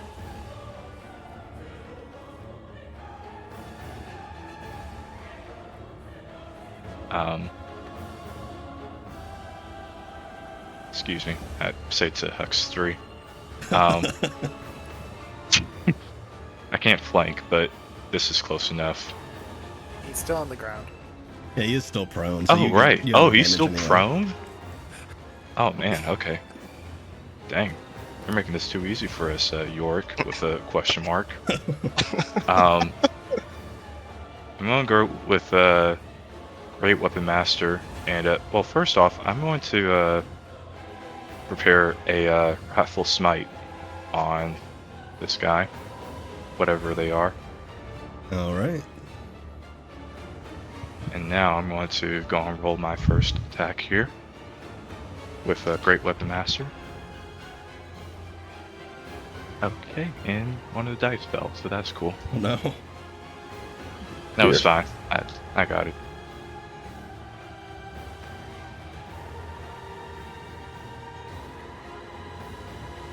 Okay. I don't think that first one's going to hit here because I think that is just a... It's just a 12. Yeah, 12 unfortunately will miss. Right. Actually, hold on. I'm just going to add my... Wait. I guess, can I add my d6 to it? Yeah, you can add your d6 to it. The d6 from your hearth place?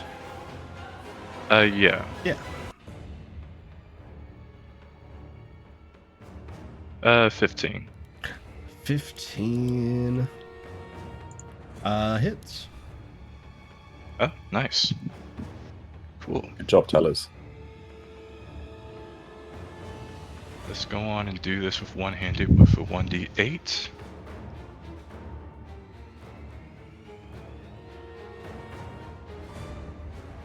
So it's a 6 plus 4, so 10 plus 10 from Great Weapon Master.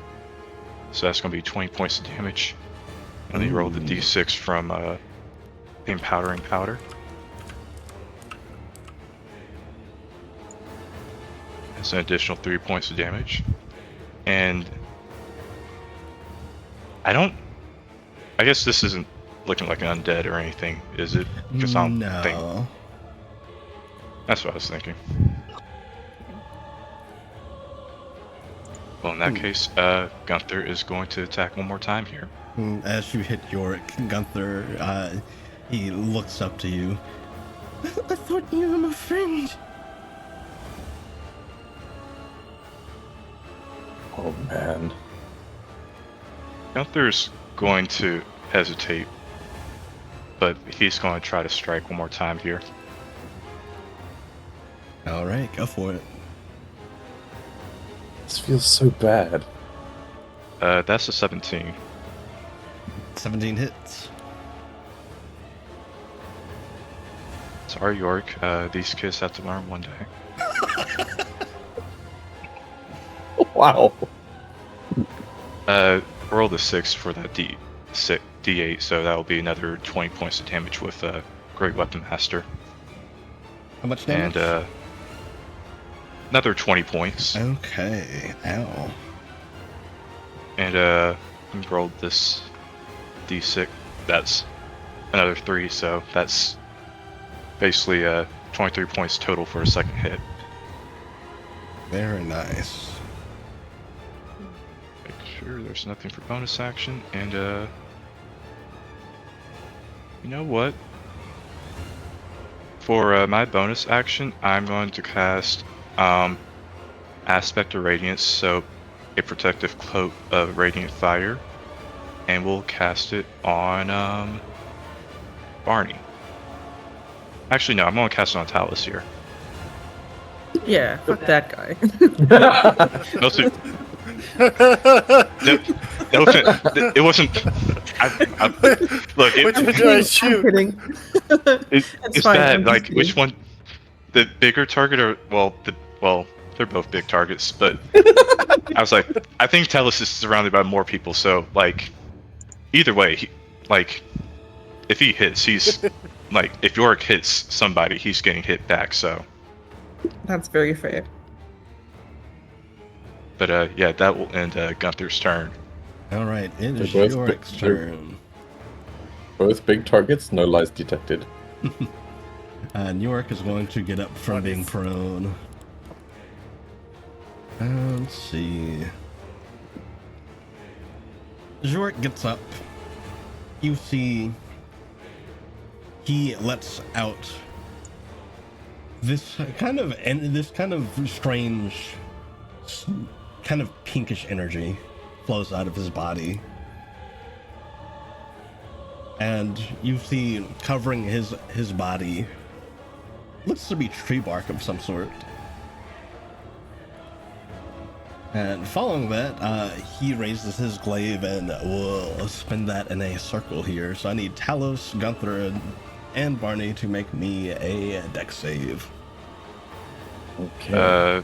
Also, for anybody who's making a save, you get a +3. Well, yeah, you guys get a +3 modifier because +3, I'm okay. within 10 feet of you. Okay.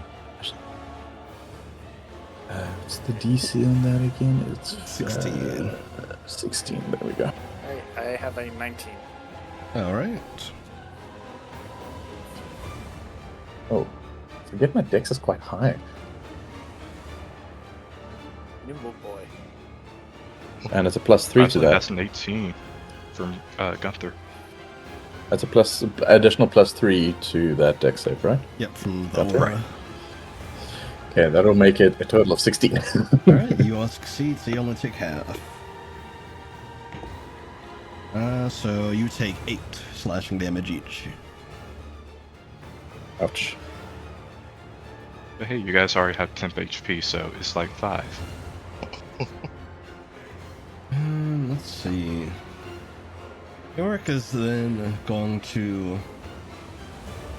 He's going to look to both Barney and Gunther and make a claw attack against each. Starting with Barney. He does have a -6 to hit. What's up? He does have a -6 to hit because of the Master of Arms. Oh, I wrote -6 AC. Gotcha. -6 to hit. Gotcha. Yeah. All right. Also, if that he, definitely you said that misses he's Barney. It's a 7 total. with also a he said that -6. he's. You said that he's also targeting Barney here. Yeah, he targeted Barney with the first attack. Oh, I was gonna say I was gonna use my reaction to make it hit me instead with my mountain passive. Yeah, it missed you too, actually. So you only got a total of 7. Never mind. But he's going to make an attack against you as well. And that is a 22. Ah, dang, that actually meets it. All right. So I do have Sentinel, so that I will get an opportunity attack on Yorick. All right. So Gunther, you take 4 piercing damage. Well, now 7 piercing damage and 8 psychic damage as Yorick claws into you. I need you to make me a strength save. Ooh. Okay.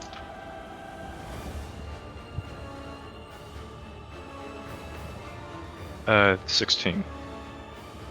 Oh, 6. sorry. Hold on. That's a dirty 20. I forgot my modifier. Passes.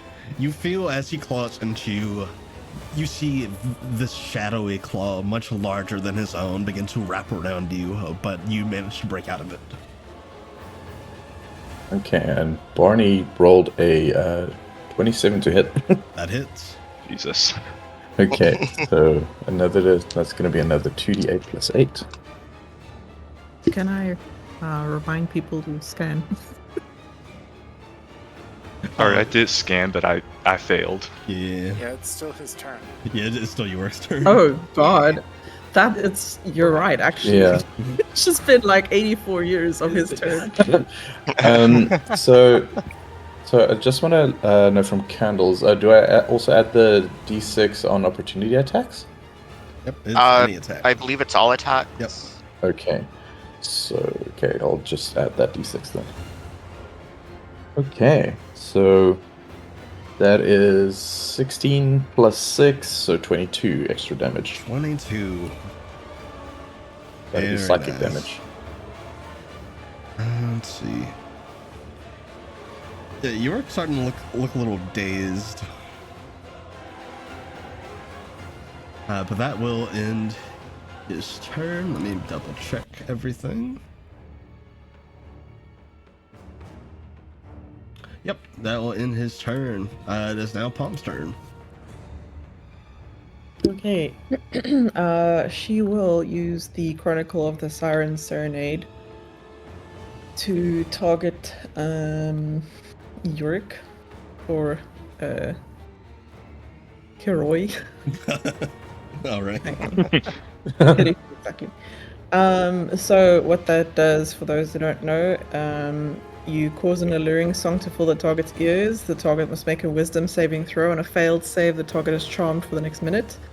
While it's charmed in this way, the target is incapacitated, and it can repeat its saving throw against the effects of the charm each time it takes damage, and the effects end immediately if one of its allies uses its action to shake it awake.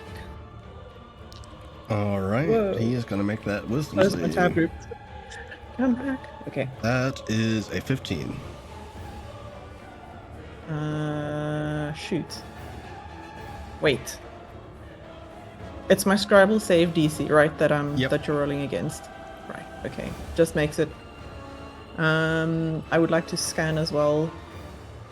Alrighty. Well, that's a 3 on the dice. I don't think that's Oh gonna make it. no. No.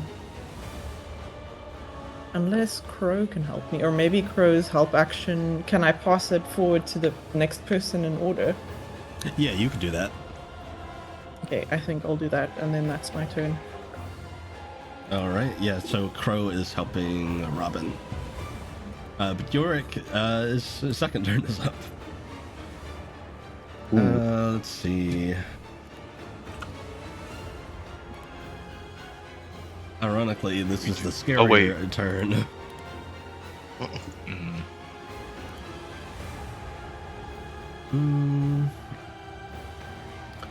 Okay. He is going to point towards Talos. Talos, I need you to make me a con save. Okay. Got this, boy. Yeah. I'm gonna use my last lucky on this. Oh no. There you go. 19. Okay, 19 succeeds. It's a good thing it did, because he cast harm on you. So I'm going to roll that. Oh, you take geez. half as much of the damage. Since Talos takes that damage, since York caused it, he's also going to take 1d6 fire damage and 1d6 radiant damage. Gotcha. Because of that cloak. So Talos, you can roll that if you Talos, want. you take 26 necrotic damage. Oof. Damn. That would have been 40. It'd been 52. 52, sorry. So I'm 272. Okay, and he takes 6 fire and 3 radiant. All right. 6 fire, 3 radiant, and 9 damage. Let's see. He does that, and he is also going to. It's going to have disadvantage because he is doing it in melee range, but he's going to cast a point blank firebolt on Barney. Okay. Those were both decent. Let's see. That is a dirty 20. Yeah, that hits. All right.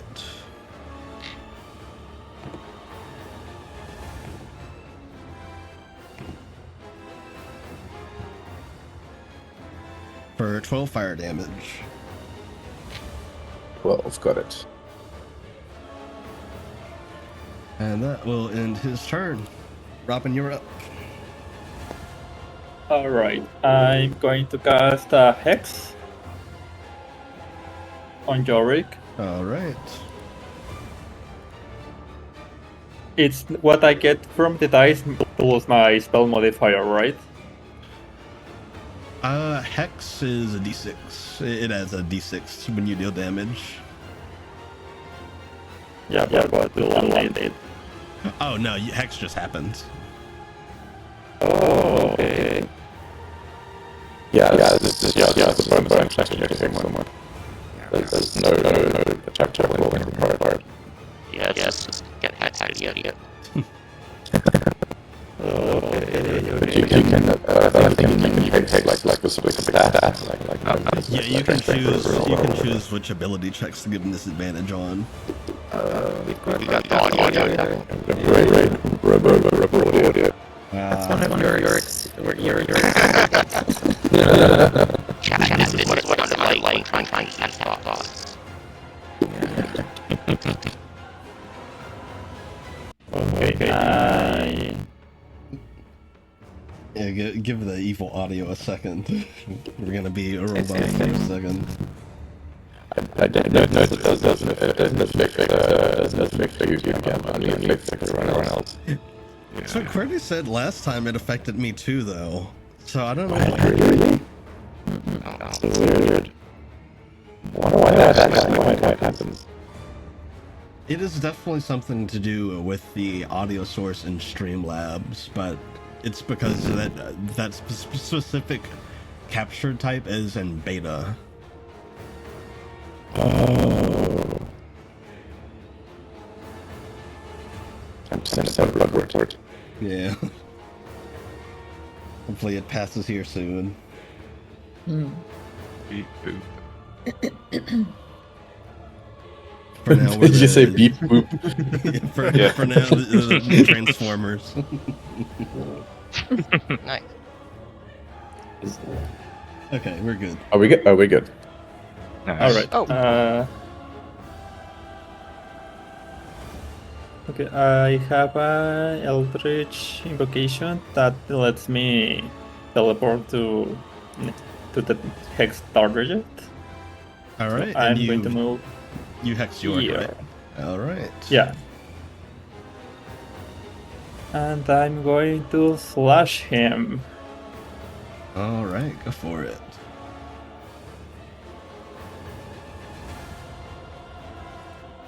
Also remember Crow's 14. helping you if you want to make use of Crow's help.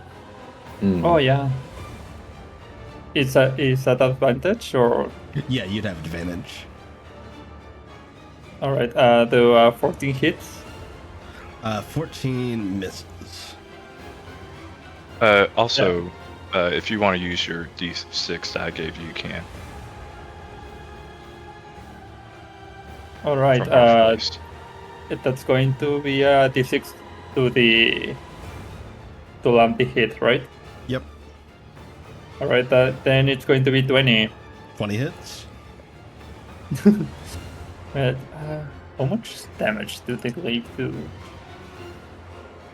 Glaive, I believe, is a D10. All right.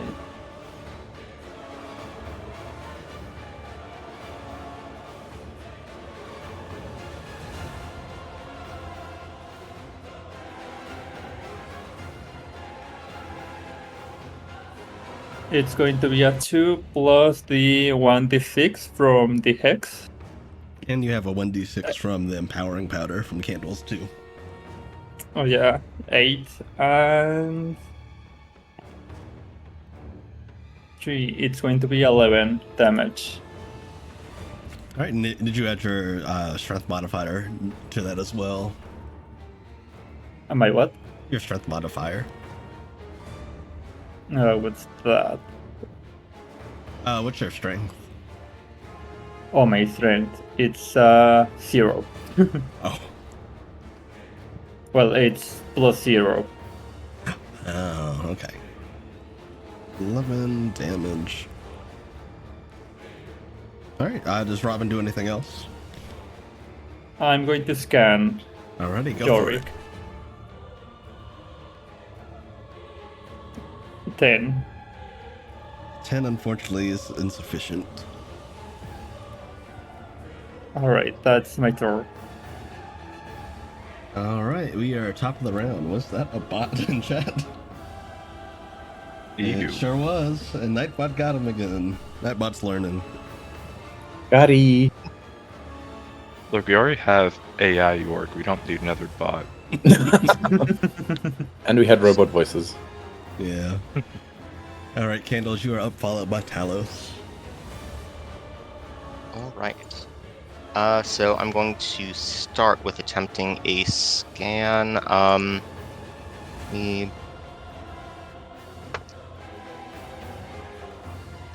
Okay, that's a 2 on the dice. Unfortunate. So I'm okay.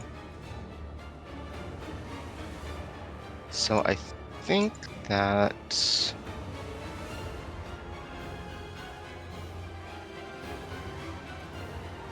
all right. So I'm going to administer Silencer's poison to a crossbow bolt, and I am going to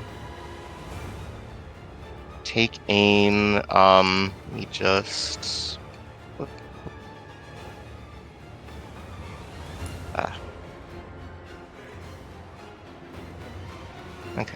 So I think that should go around the pillar, right? Yeah, you'd be able to do that. Okay. All right. So I am going to go ahead and take the shot.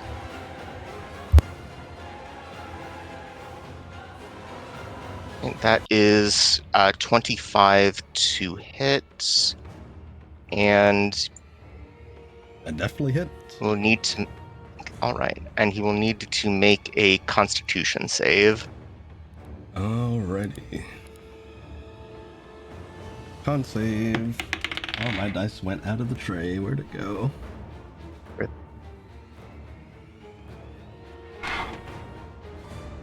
Did it fall? I think it fell. Oh, there it is. Shame I'll have to reroll that. That was a nat 20. Aw. Oh You no. have to. That is a 17. Oh, that's gonna pass. Alright. Candle's doing anything else? I believe that is going to be it. Alright, Talos. Hey. I'm going to use a bonus action to trigger the Hill Giant rune. So I have resistance against bludgeoning, piercing, wait. and slashing damage. Wait. Wait, sorry, I just realized I forgot to give the damage. Regular damage. Oh, yes. Right. Yeah, that was just gonna be 8. Was it 8? Yeah. Alrighty. Yes, you use your giant rune.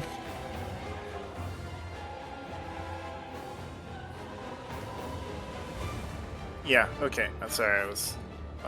yeah, Giant Rune, resistance against bludgeoning, piercing, slashing damage. Alright. And I'm gonna just try to take down Yorick. Right? So am I flanking? Yes. Yes. Okay, sweet. I mean, he's surrounded. Yeah, you do have him surrounded. Alright. So it's a 24 to hit. That hits. And I'm going to add a... no, I'm not going to add a to this one.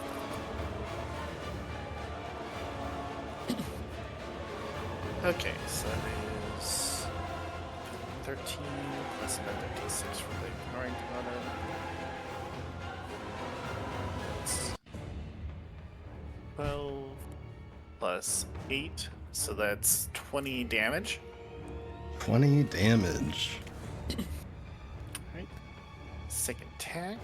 Before you make your second attack, Yeah. as you hit Yorick the first time, you see he kind of drops down to a knee, and you can see something pulse inside of him. You see this faint glow, the outline of a heart, and you all hear a reverberation from behind you. Help! Help!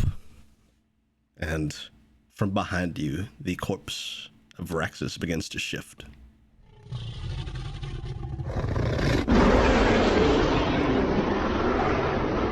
And joining the initiative is Varaxes.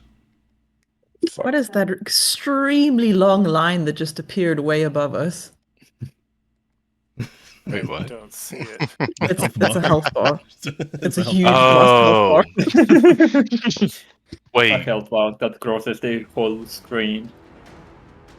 wait, like against us or for us? Like, Against. Bad news, babe. oh, okay. That's awesome. I like that for us. Did it? You said it sounded like Yorick's voice was coming from where Varaxes' corpse was? He called out to it, and you can see that heart pulsed within Yorick and then within the corpse. Not him calling on his Megazord or something like that. Alright. Okay. With my second attack, Real quick, Do I- let me get you his traits and stuff first. okay. Alright. And let me roll his initiative as well.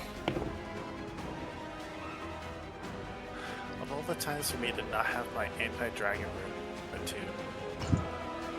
Dang. Dang it. Wait a minute. Actually, hold on. This might actually work for me because technically, like, that's not undead. Maybe. Maybe. We'll get there.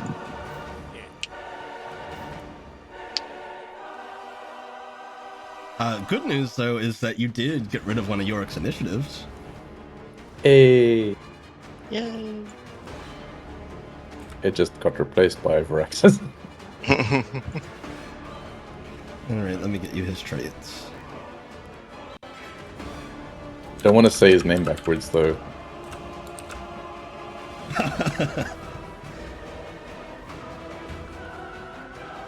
I just realized the first three letters Yep. of his name backwards is 6. I mean, Where's your guys' I'm not- big helps? Oh, sorry. I'm not totally convinced that this isn't just regular Varaxes. You mean because it's the corpse rises? Well, mostly that, I feel like this might be Varaxes doing the whole thing. I swear, this is a test. Gunther's not going to be impressed.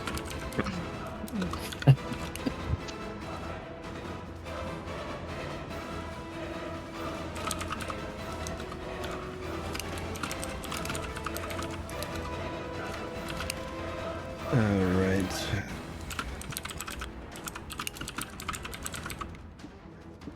And one more.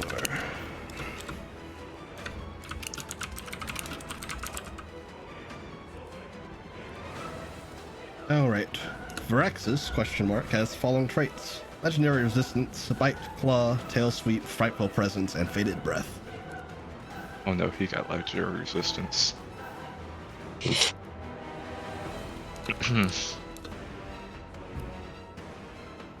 And with Varaxes joining, the husks are now gone. Okay.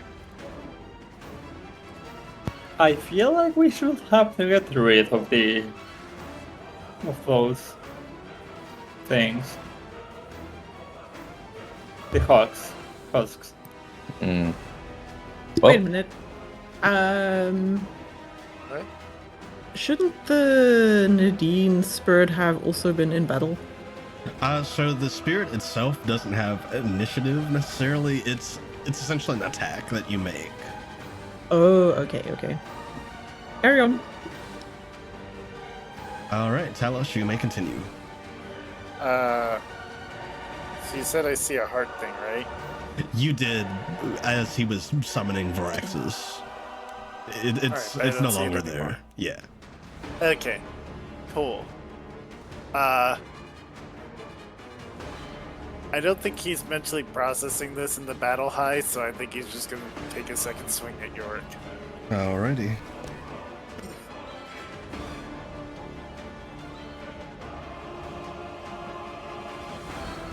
Ooh. That is a 17 to hit. 17 hits. Okay.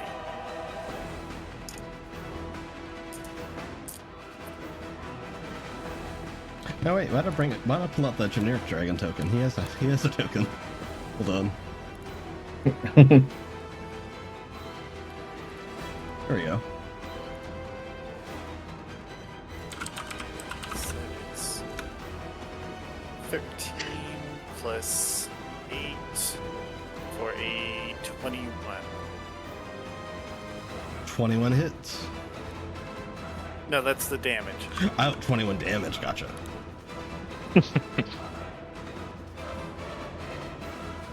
Alright.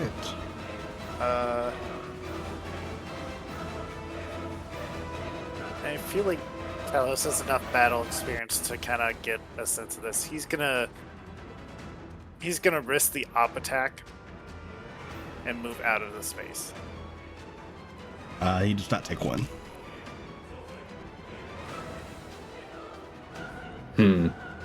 Yeah, he's just gonna yell out, "Take care of that fake!" and starts charging around Varaxes. All right. I guess I'll lastly use a scan on the new challenger. Alrighty, go for it.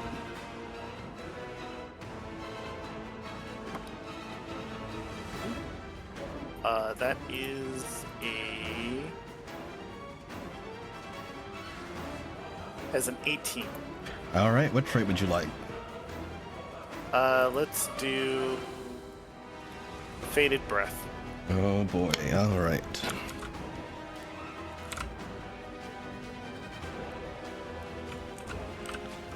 Faded Breath. Varaxes exhales a blast of aural light and a 60-foot cone. Each creature must make a DC 14 Wisdom save, taking 10d8 radiant damage on a failed save. Creature that fails their save becomes doomed. A doomed creature is reduced to 0 hit points within 2 rounds after getting the condition. Oh, okay. Not very nice. Oh, okay. Wait. Yikes. I'm done. Alrighty.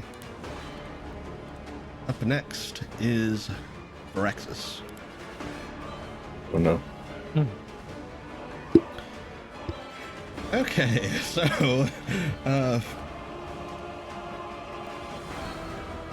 yeah, that's unfortunate.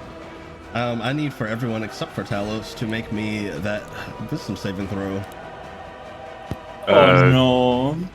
Robin and Barney, you What? guys get a +3 to your save. Okay. I am gonna need it. Ooh. Yeah, I got an 11 even with the +3. Oh no. Nat 20. That's Thank right. you. Thank God I got a 16 on the dice. Oh shit.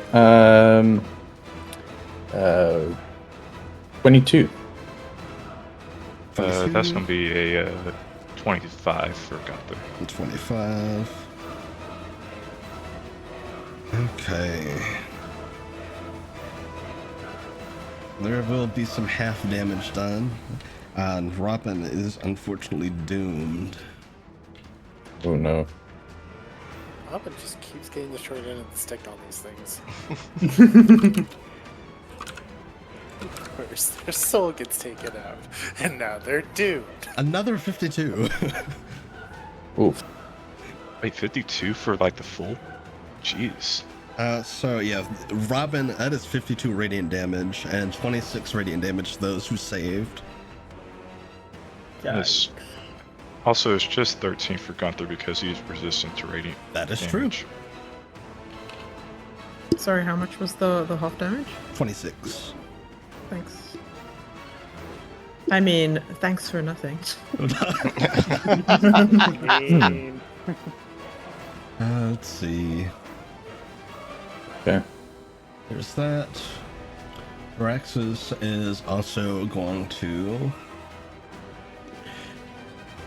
You see his eyes begin to glow as he kind of growls, looking you all over.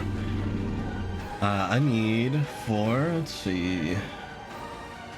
need for each of you to make me another wisdom save. Okay. Okay. How many? DC 16 wisdom save. And that's still a +3. Yeah. Okay. Got a 17. Yeah, I got that too. Me too. Oh no. Yeah, I got yes. a nat 1 on the dice. Oh, The fuck. highs, the lows. I got drama. 15. 16 on the Oh. dot. Okay, I do have a ring for this one. Yeah, so then it's Robin. Handles. And everyone else, did anyone else fail their save? Gunther, I got a 15. Actually, let me check something about Gunther. Yeah, sure. I believe you have something that helps against fright and stuff. Oh, I think right, you wait a have an minute. aura of courage. You have an aura that should help against that, I Oh, yeah. believe. I do. Wait a minute. Actually, do I? Right now? Did paladins get that yet? I?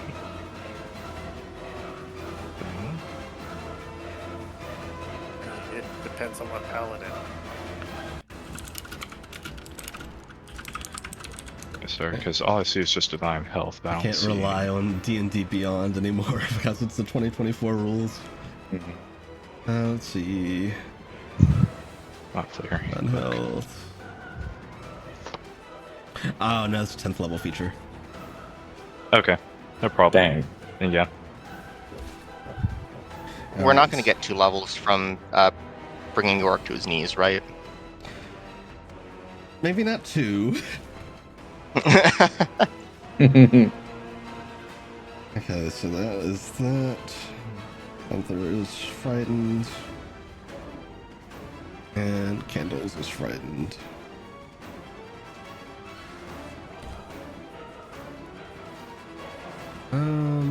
Yep. And he is lastly going to make a bite attack against Talos. Oh boy. That's a crit. Fuck. Huh.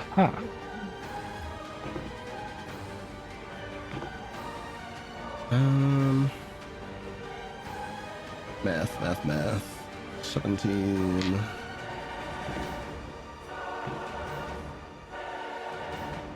24. 48 damage. Oof. Alright, what kind of damage? It is. Let's see. 7 of that would be. I gotta do my math again. Hold on. Because he has resistance against slashing, piercing, and bludgeoning. Yeah, I realized. Let's see. Math.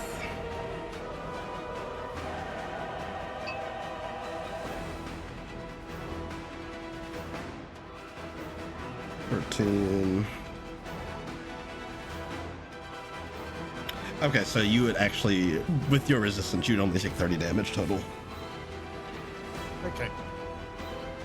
And Also, remember you got the cloak, so since he hits you, you can do 1d6 fire, 1d6 radiant. Yeah, that's true. 1 fire, 6 radiant. Fire, 6 radiant. Gotcha. Alright. Quick question. What's up? When that does happen, could I make a perception check to see if that radiant does anything to Varaxes? I wouldn't say it would require you a perception check. It seemed like it was fairly standard. It seemed like it Okay, cool. affected him normally. Okay, cool. Alright, we're good. Alright, but that is Varaxes' turn. Barney, you're up. Okay. How angry is Barney? Barney's pretty angry.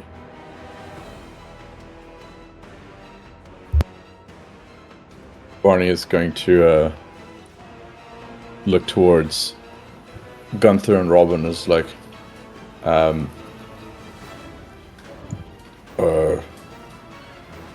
you can take care of this, right? Wants to, and like basically like gestures towards Yorick question mark.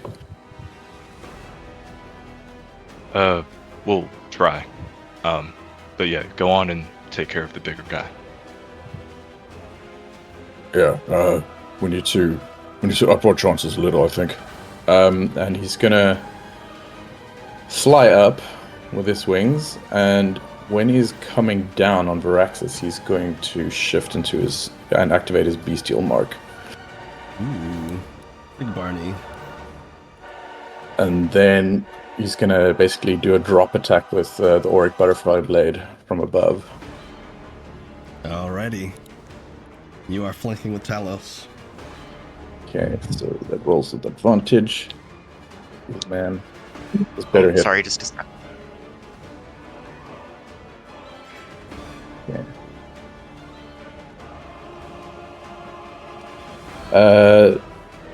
28 to hit. 28 hits. Okay, so that's going to be 2d8 plus 8.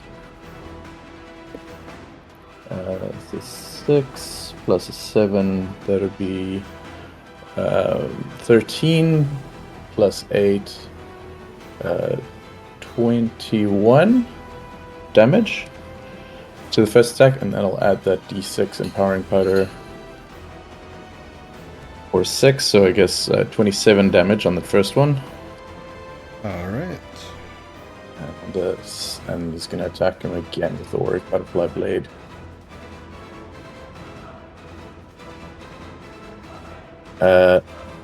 Oh wait, I'm rolling with advantage. Rolled the same thing. Does a 20 hit, like a dirty 20? Dirty 20 does hit, yes. Okay, cool. I'm gonna roll that same damage. So another 13. It's a 5 plus 7. Plus 1, so 14 plus 8. 14 plus 8 is a 22, I think. 22 damage. Yeah, I can do maths, I think.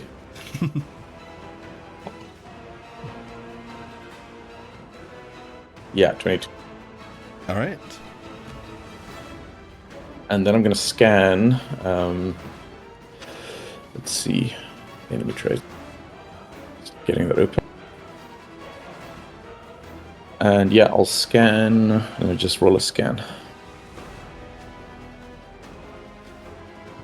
15 to scan.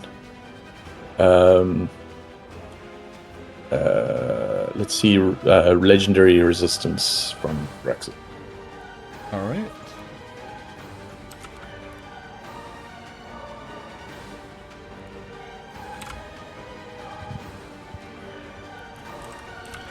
He has 3 a day. If he fails to save, he can choose to succeed instead.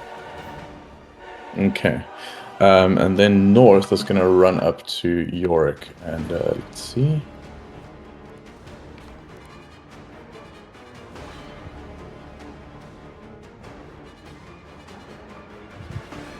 He's going to run. I don't think he can make that distance. Actually, he can. Yeah, he has, I think, 40 feet of movement. Yeah. So he's going to run up to there, and he's going to...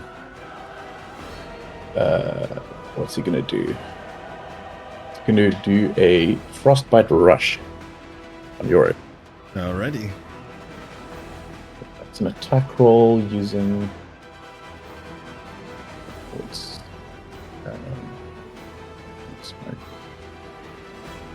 my 2-hit modifier here? My spellcasting modifier. Okay, cool. Let's just see. Okay, plus 7.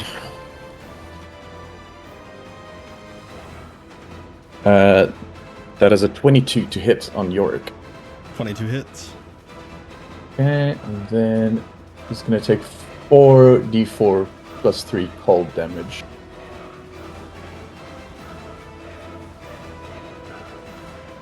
Rolling that now.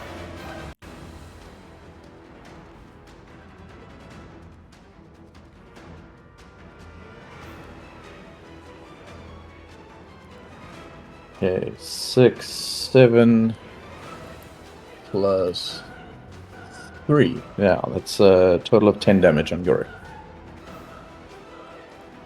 much total was it? 10 total. Gotcha. Alright.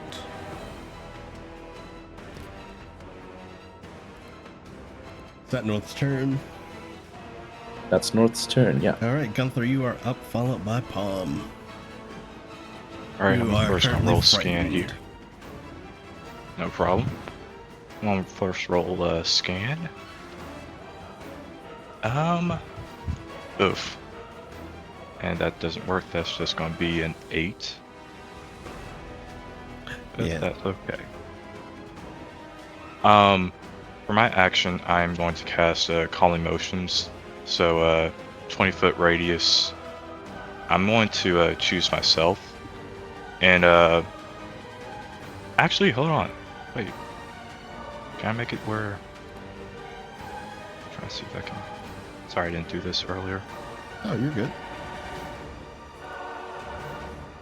Oh my gosh, I can actually do that. I'm going to cast it in this point right here then. And for a 20-foot radius, you can you must make a charisma saving throw, but if you fail it, I can choose to suppress your charm or frighten. Yeah, if So, Robin and Candles want to willingly fail that save, that would suppress the frightened. I will go ahead and save. I mean, Fail. fail. Yes. Alright, is Robin doing that as well? Yeah, sure. Oh, I right. will also fail. Yeah, so yeah, while you maintain concentration on that, you are no longer frightened. Right. And let me see. Not sure if this will work. Actually, it might work here. It might be a little bit mean to North. It won't do damage, but it might be just a little bit rough on him. I am going to get right here, and I am going to cast Force as a bonus action. Alright. And with this, I'm going to disrupt with energy, releasing large, powerful shockwave. All creatures, large or small, within 5 feet must make a dexterity saving throw. On a failed save, a creature is knocked back 10 feet. Yorick got... What number is that? This number looks so scuffed on here. Okay, that's an 11. That will fail, so he'll be knocked back 10 feet. And if he's colliding with a solid surface or another creature, he falls prone. Okay, so he'll like clang against Barney then. Oh wait, is Barney Yep. on Varaxes?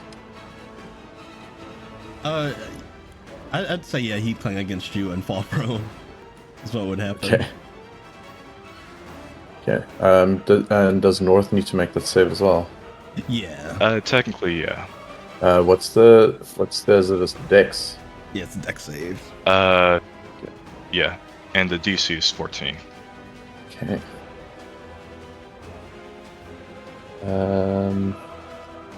He rolled a 13.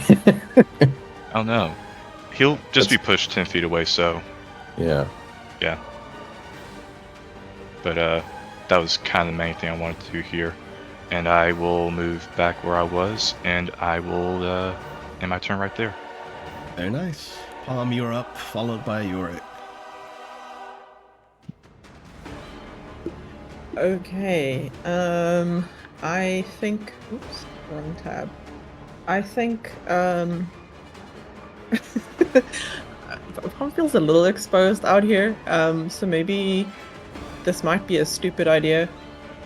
But I want to. Can I move here behind this cover? Alright, yeah, you do so. And then I'm gonna try my Siren Serenade again. Alrighty. And Yorick or Varaxes? I feel like Varaxes might just have like a super high wisdom and he's got legendary save, so I think let me do Yorick. Alrighty. Or Kiroi or whatever. That is a 12. That fails. So he is both charmed and incapacitated.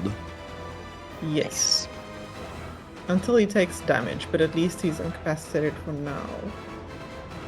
And then I will ask Crow to help Robin again. Alrighty. And Crow shall. Unless Robin is on 0. No, not yet. Okay. Oh, and I want to scan. Alrighty. And something I should mention about the doom condition. Though it reduced you to 0 hit points, it doesn't kill you. It's just downing you, essentially.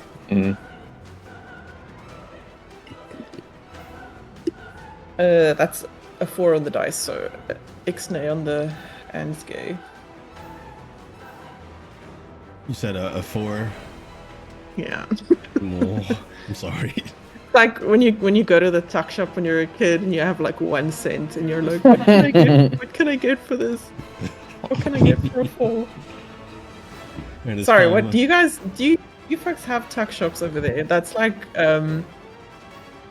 it's like a little shop at school where you bring money and you buy sweets and things. I think schools in the US have a cafeteria. Yeah. Yeah, we had something like that in my elementary. Yeah, Yeah, we Okay. have had something like that before. What do you call it? I just call it a No school idea. store. Oh, okay. Yeah. No, Yeah. we called ours tuck shops. It's such a British sounding Mm. term.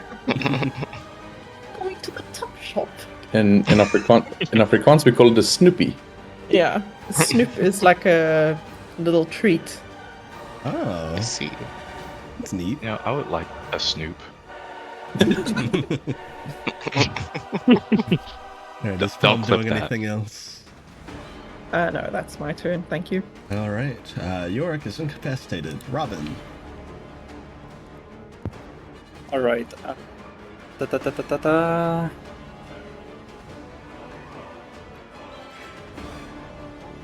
Okay, I'm going to be down next turn, so I'm just going to slash Yorick. I guess I have advantage because he is prone, right? Yes, he's prone and incapacitated. I will say doing that would end his incapacitation, though. It's fine. I Okay. think. Up to you. 14 to hit. 14 misses. You should Okay, roll that but I, advantage. yeah, I'm going to use the advantage. Nope, that's a 5. Oh, Oh no. Well, at least Okay. the condition's not over.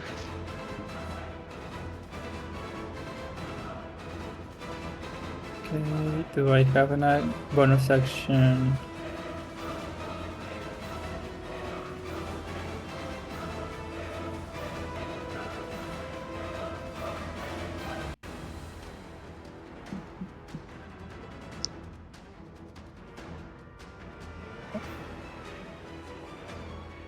Okay, I'm going to use Misty Step to get away. alright. Where you move to? Fart. Maybe behind cover. Yeah, behind cover. To this pillar. Alright. I'll go with you. And yeah, and I'm going to scan Jorik. Alright. No, wait, I'm going to scan Varaxes. Okay. 18. Alright, Wow. what trait would you like?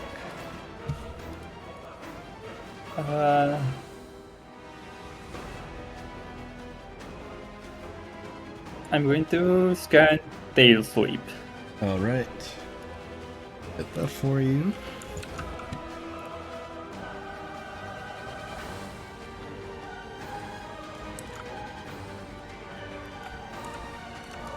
Tail Sweep. All creatures within 15 feet of Varaxes must make a DC 16 Dex save. On a failed save, creature takes 48 bludgeoning damage and is knocked prone, or you take half and no effect on a success.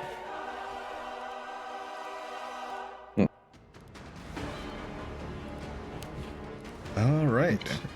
With that is top of the round with candles. Okay. We actually made it 3 rounds this time in combat.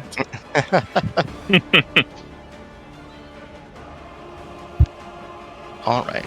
So I am going to. First, I'm going to scan for. I think Earth Sign aspect for your. I will say this, something you would be aware of, since you got duality, is that Yorick only has access to spellcasting now. Oh, okay.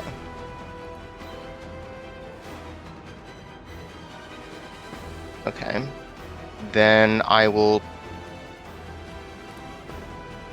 Well, I'll just go with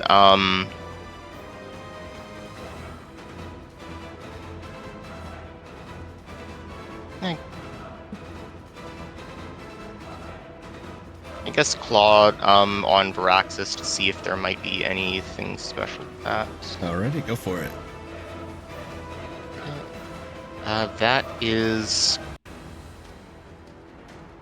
a 19 on the dice. Very nice. Let me get claw for you.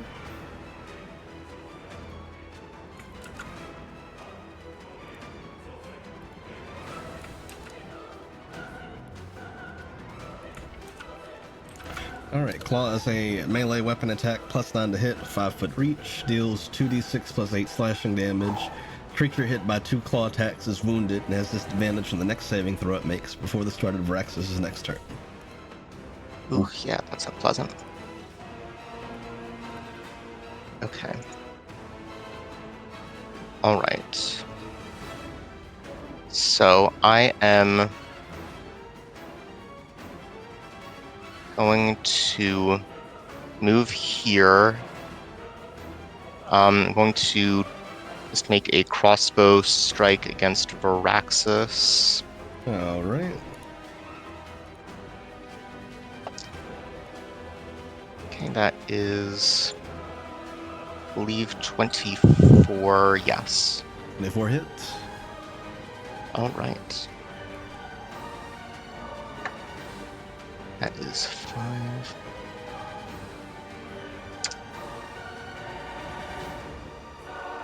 Alright. So that is going to be 14 damage.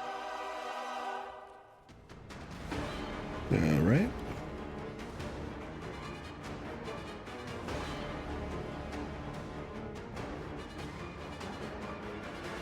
And let me just double check.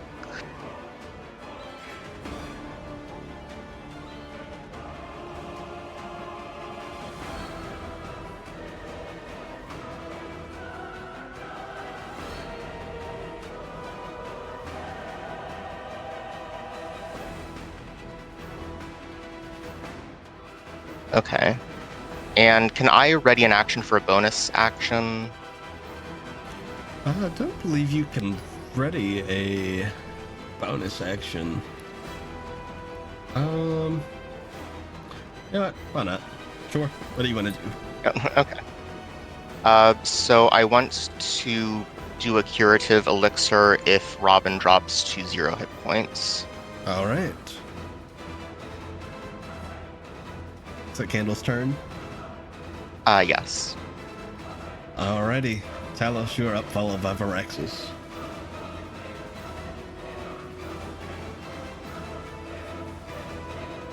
Sorry, I took it.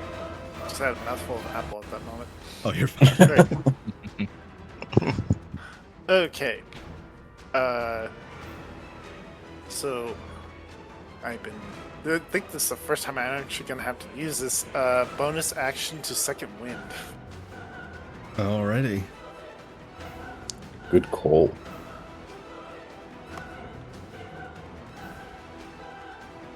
Alright, so that's a 9 plus a fighter level, which is 8. So it's going to be an extra 17 hit points back. Ooh, very good. So, 59. If only I had 10 more. Alright, okay. And I guess I'm just gonna attack him. Alright, go for it. Do I have flanking or? Yeah, is you're it flanking. Okay, cool.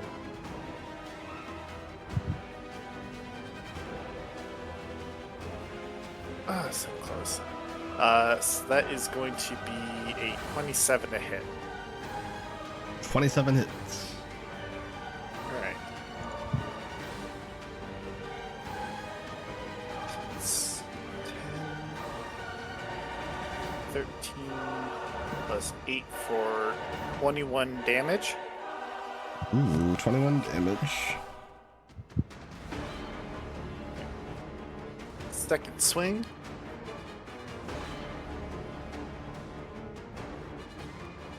Is 24 to hit. 24 hits.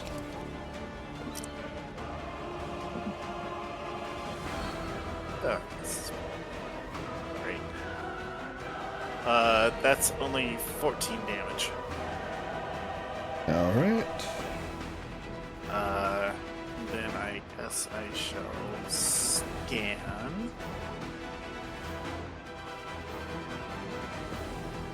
Let's see.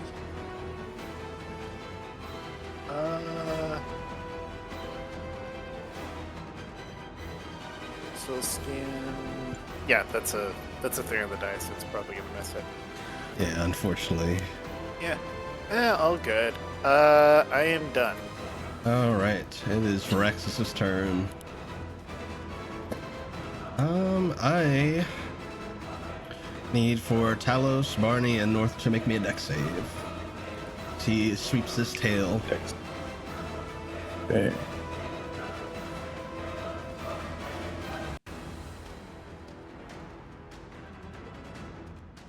Oh shit, that's a nat 20. Very nice. Nice. That's a dirty 20 on my end. All right, and what did North get? Oh, North, nice roll for him. Yeah. I just want to get to a stat block again.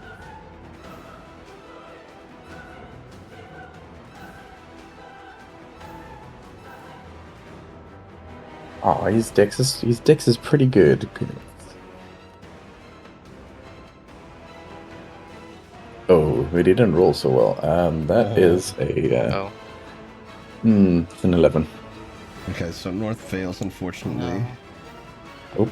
Let's see. 5, 6, 11, 12. Those are very consistent dice rolls. I rolled 2 5s and 2 1s. Okay, so that is 12 bludgeoning damage to North. And you and Barney take 6. Talos, you would take 3 since you have resistance. North is knocked prone. Okay. If Talos 6 damage, then he'll do the 1d6 rating and 1d6 fire. Yep. Yeah, and I guess I'll also use Sentinel to do an attack roll on Varaxes. Go for it. 6 damage. 6 damage. I just need to mark off 6 damage on my end. Before I forget. Okay, so attack roll on Varaxes. Ooh, that's another 27 to hit. Nice. That hits. Okay. That's an 8. Plus 3, that's 11. Plus 5, 16. Plus 8. 16 plus 8 is 24. 24. 24 psychic damage. Gotcha. Here we go. That math was challenging. All right. And you said North takes 12 Bludgeoning. 12 bludgeoning, and he's Yep. prone. He's just gonna mark that off his HP. All right. Varaxes is then. Let's see. You or you? He is going to go after Talos and make some claw attacks.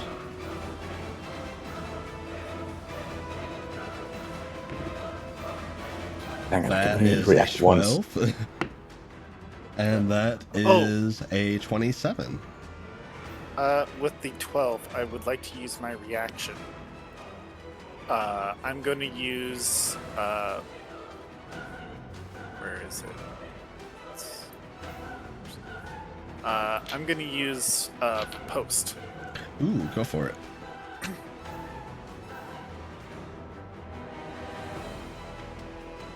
Right, that's a 20 to hit. All right, that hits.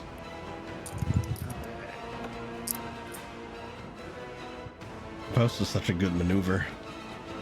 Oh, no. But my dice is chipped. No. Oh no! Yeah, It's- one of my dice has a weird dent in the 11, which is why I couldn't read it earlier. No, it's the D4. It looks like the top, like a piece of it, like broke off. I don't know Aw. how. Ah, dang it. But it's fine. It still looks good.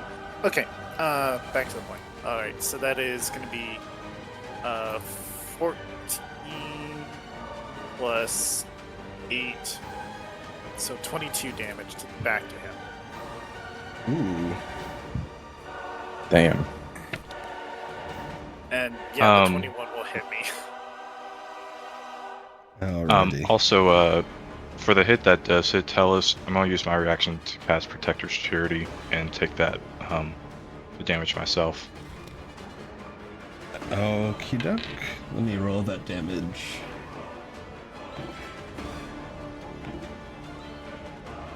The 17 slashing damage.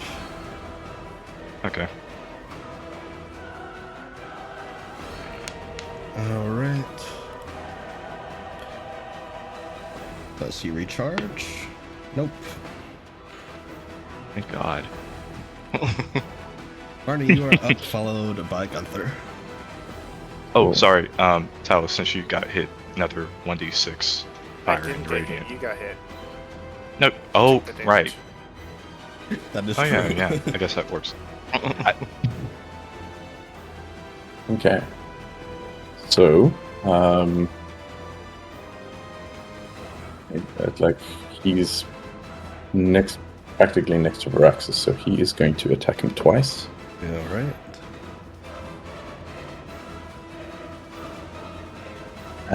And I'm flanking, so that's with advantage.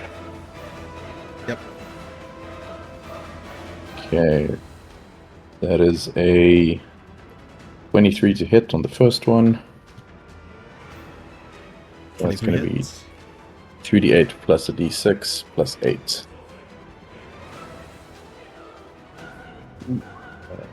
9 plus 3 is 9 plus 3 is 12 plus 8 is 20 damage on the first attack. 20 damage, alright. Second attack. I'm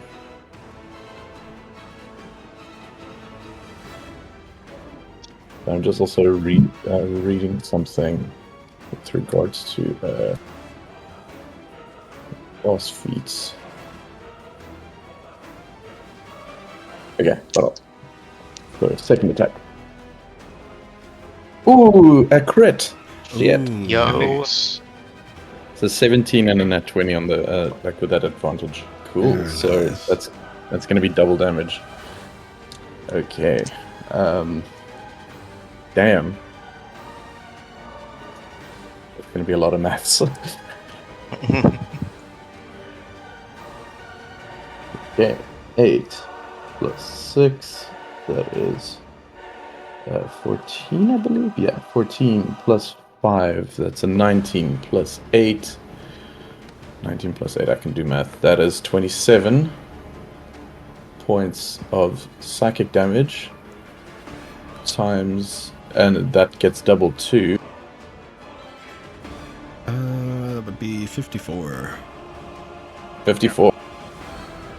54 psychic damage, and as my because of my mark is still active, he's gonna focus surge, force rend.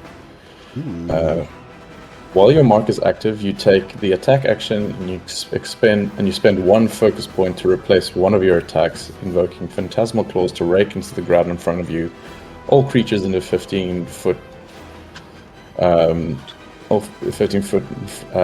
cone in front of you must make a dexterity saving throw on a failed save. The creature takes amount of force equal to the one roll of your mark die plus your intelligence modifier, and is knocked prone. That is a, let's see. Oh wow. That's a 15. Which I believe fails. Yeah, spell save DC is a 15. So Varaxes is prone. And so he also takes damage, I believe? Yeah, it's a roll of your mark die, I believe. Yeah, so my mark die, I think it's currently a d6. Yeah, I believe it's D6 currently. Yeah, so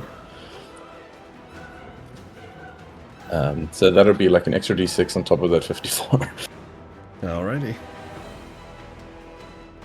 That'll make it 56 damage then, because I rolled an additional 2. Gotcha. He's not looking too good. And then bonus action. Well, his heart was ripped out, so Yeah, he's Yeah. undead. So for his and on that last attack, he'll cast. Let's see. Karmic Strike, which adds another 10d10 psychic damage. So he needs to make a next time you hit a creature with a weapon attack before the spell ends, the spell summons forth 3 orbs of psychic psionic energy in addition to normal effects of the attack. The target of the attack must make a wisdom saving throw, and on a failed save, 3 psionic orbs hover around the target for 1 minute whenever they affect target. Actually, I'm not going to cast that one. I will cast a... I'll cast a Phoenix Strike on him to add 2d6 fire damage. Alright. If he fails a dex save with DC 15. I mean, he is prone. That is true. So I think he just takes it. I think prone gives disadvantage on dex saves. Disadvantage, yeah. Disadvantage on attack rolls. Prone. Oh no. Wait. No, I was looking at the wrong condition. Attack rolls. Does not affect his saves, actually. Okay. Then Feels you like make a prone DC. should be disadvantage, but it's not. Yeah. And that's 19. Okay, he makes it, so I think Takes he half. takes half, yeah. I'm going to cast that actually at 2nd level, which I think would increase by 1d6, so that'll be 3d6. Alrighty.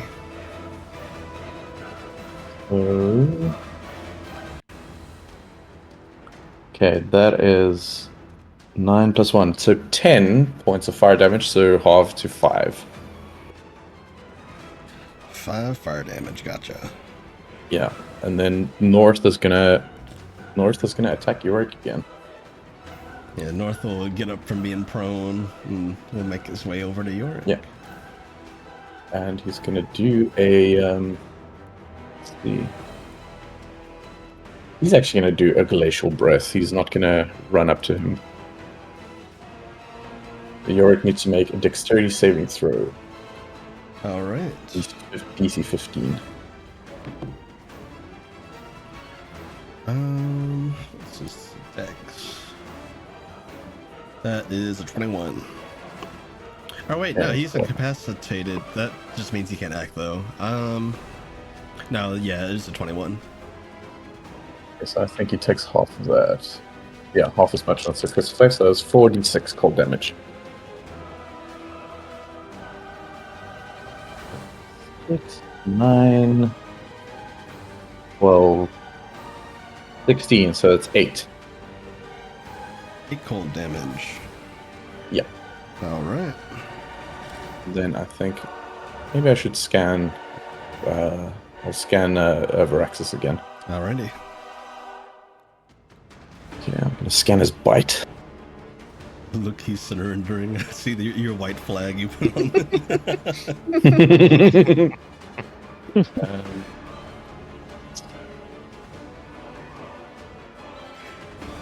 Roll wasn't too good. It's my perception. 13. 13 is insufficient. Dang it. Okay. Yeah, well, that's my turn. Gunther. Awesome.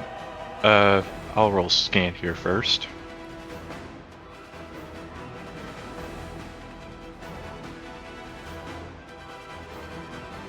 Also worth mentioning, Yorick isn't incapacitated since he took the damage from North.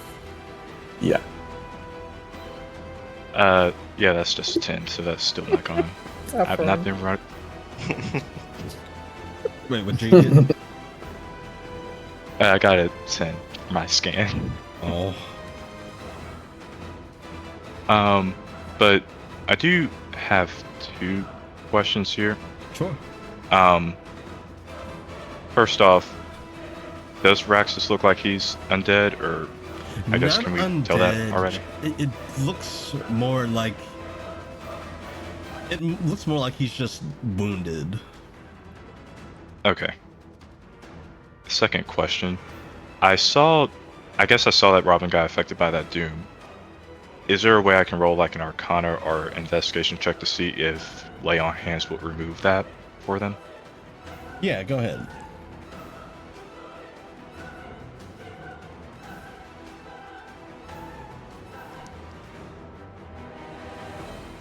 Again, that will be a 16. So I'd say normally lay on hands wouldn't be able to remove it. However, I would let you use your lay on hands and make a medicine check to attempt to remove it. Okay. Yeah, I'll do that just to try to get someone else back on. Actually, before I leave, Could I roll to intimidate this Yorick imposter to like stay put? Sure. I'd say that'd be a bonus action. Yeah, I'll take that as a bonus action. Okay, make an intimidation check. I'll roll against it with insight. That'll be a 15. Alright, yeah, you beat him. Yeah, I basically kind of growl at him and say, "You're going to stay put here. Don't move. Nothing." He kind of sinks in on himself a bit. See, he looks. Yeah, you're in timeout. Yeah.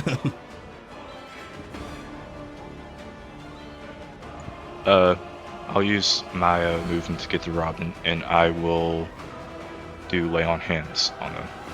All right, make a medicine check.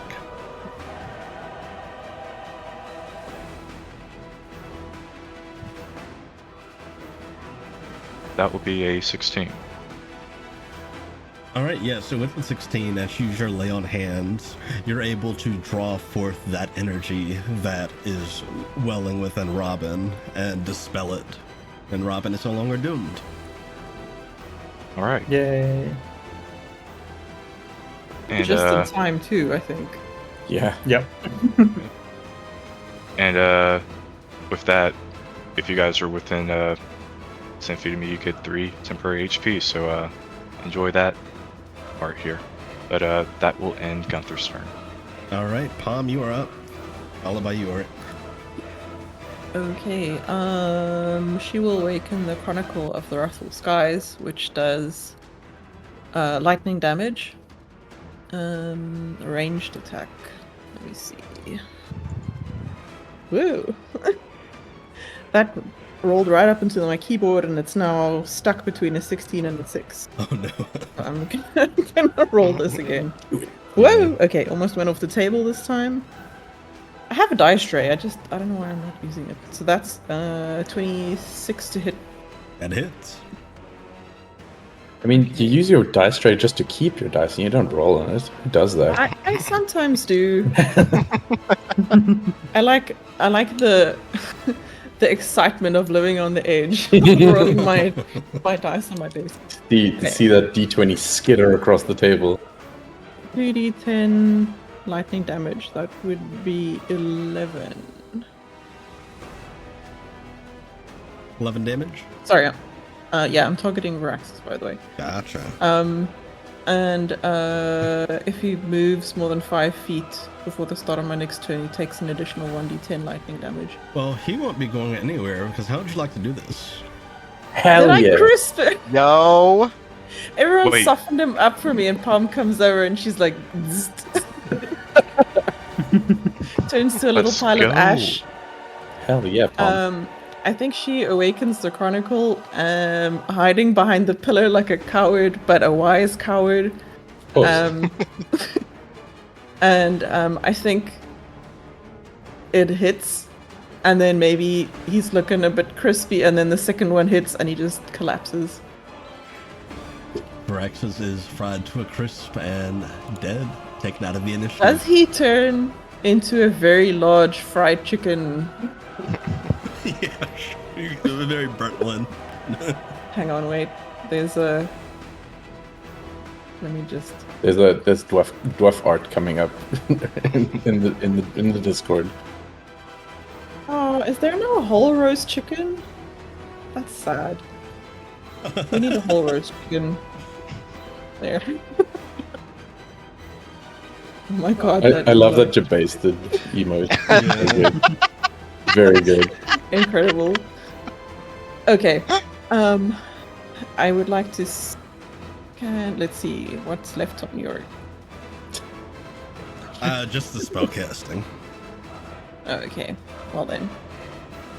Scan Varaxes and see what herbs work well. I mean, Tell Barney. Yeah. I don't know. Isn't he kind of rotting a little bit though? It depends on when he died, I think. At least the giblets were pre-removed, so there is that. Yeah, he didn't look like he was rotting per se, just wounded. Oh, okay, never mind. He's free game then. Is Yorick prone? Yes, he's prone. Okay, so he won't he won't see if she leans out from behind the pillar and does the bogok.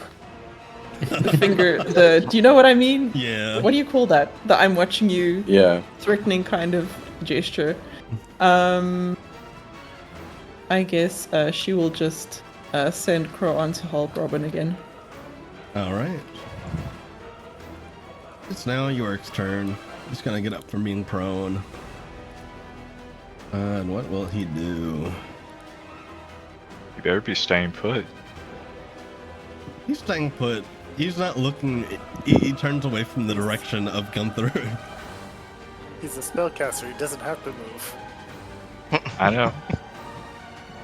Just let him know that I'm disappointed in him. Let's see. Eeny, meeny, miny, mo. I'm gonna roll the dice here. That stings. Talos. The disapproval Yes. of Gunther cuts especially deep. Yeah. Okay. Gunther's disapproval is like 10d6 radiant damage. Talos, Yorick looks your direction and has a sly grin, and you start to feel a lot warmer. He's going to cast heat metal on you. Oh god. So you take 2d8 fire damage. Interesting. What? 8 fire damage. Alice, you can as roll he's your- Hold on. Oh, sorry. Hold on. Sorry. As he's taking this, a red rune glows on his shield. He has fire resistance, so he's only gonna take 4. Ooh. Nice. So yeah, you only take 4 of that. And then he's gonna take the cloak thing. Sorry. I keep on saying that. I mean, that ain't on you. No, I appreciate it. You're not annoying. You're good. That's 3 fire and 2 radiant. He just looks like I could do that too. Alright. 3 fire, 2 radiant. Yorick's not looking too good either.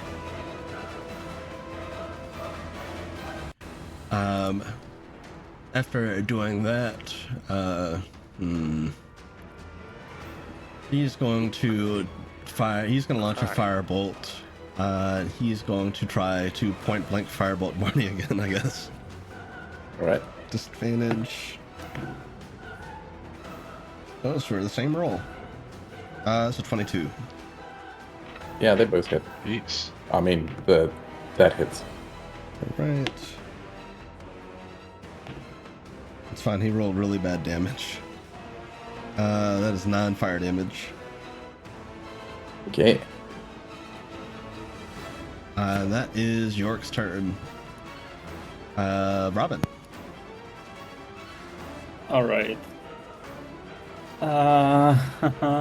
I'm going to teleport back to close to Yorick Alright. here, so Barney is flanking as well.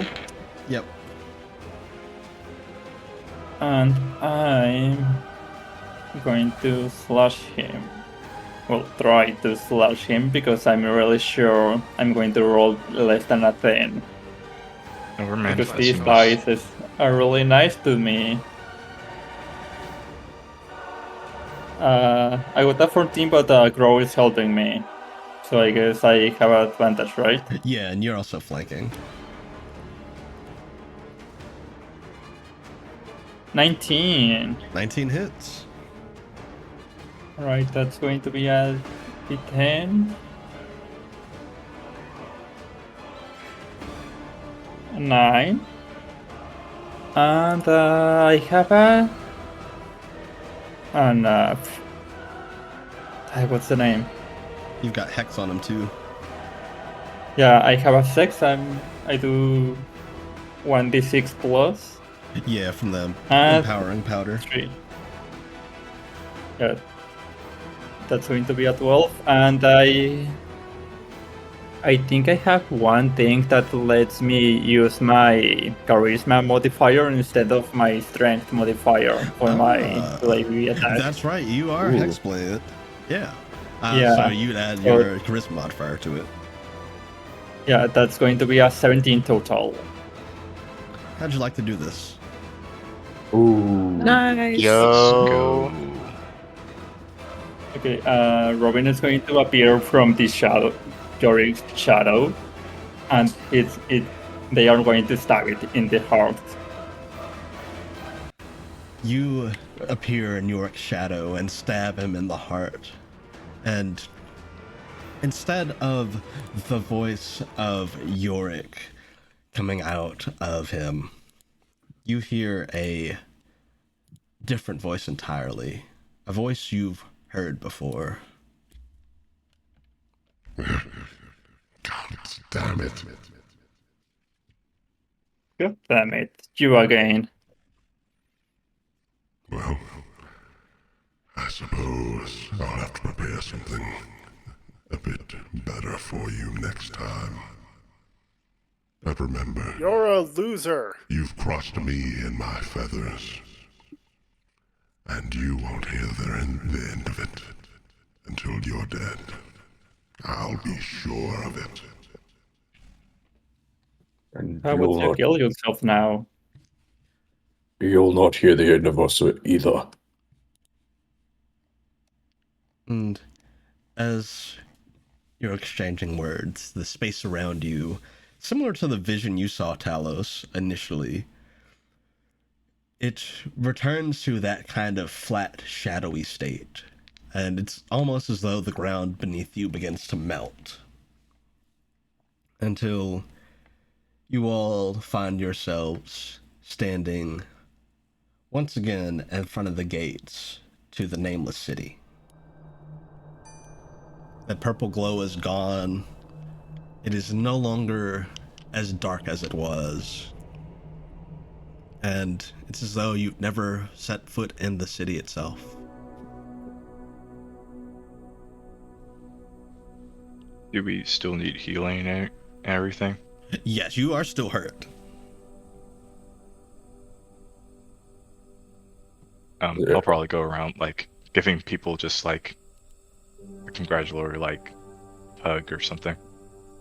Everybody alright? Bleeding, the but rest. alive. Yeah. Yes. Since Talos needed to use Second Wind, he can use a Curative Elixir if he's really low. He's bloodied. Damn. Okay. Yeah, first time for everything.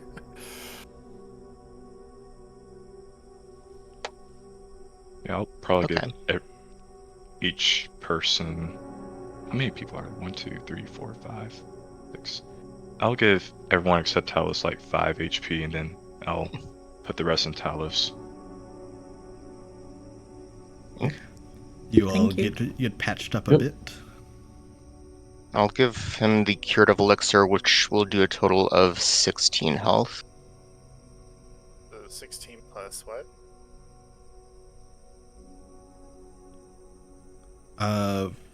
Yeah, how many lay on hands do you have left over, Gunther, to give to Talos? Oh, sorry. I got a 35 points, so 5 for pretty much everyone here, including North. So that will be 25, I think. So 10 remaining for Talos.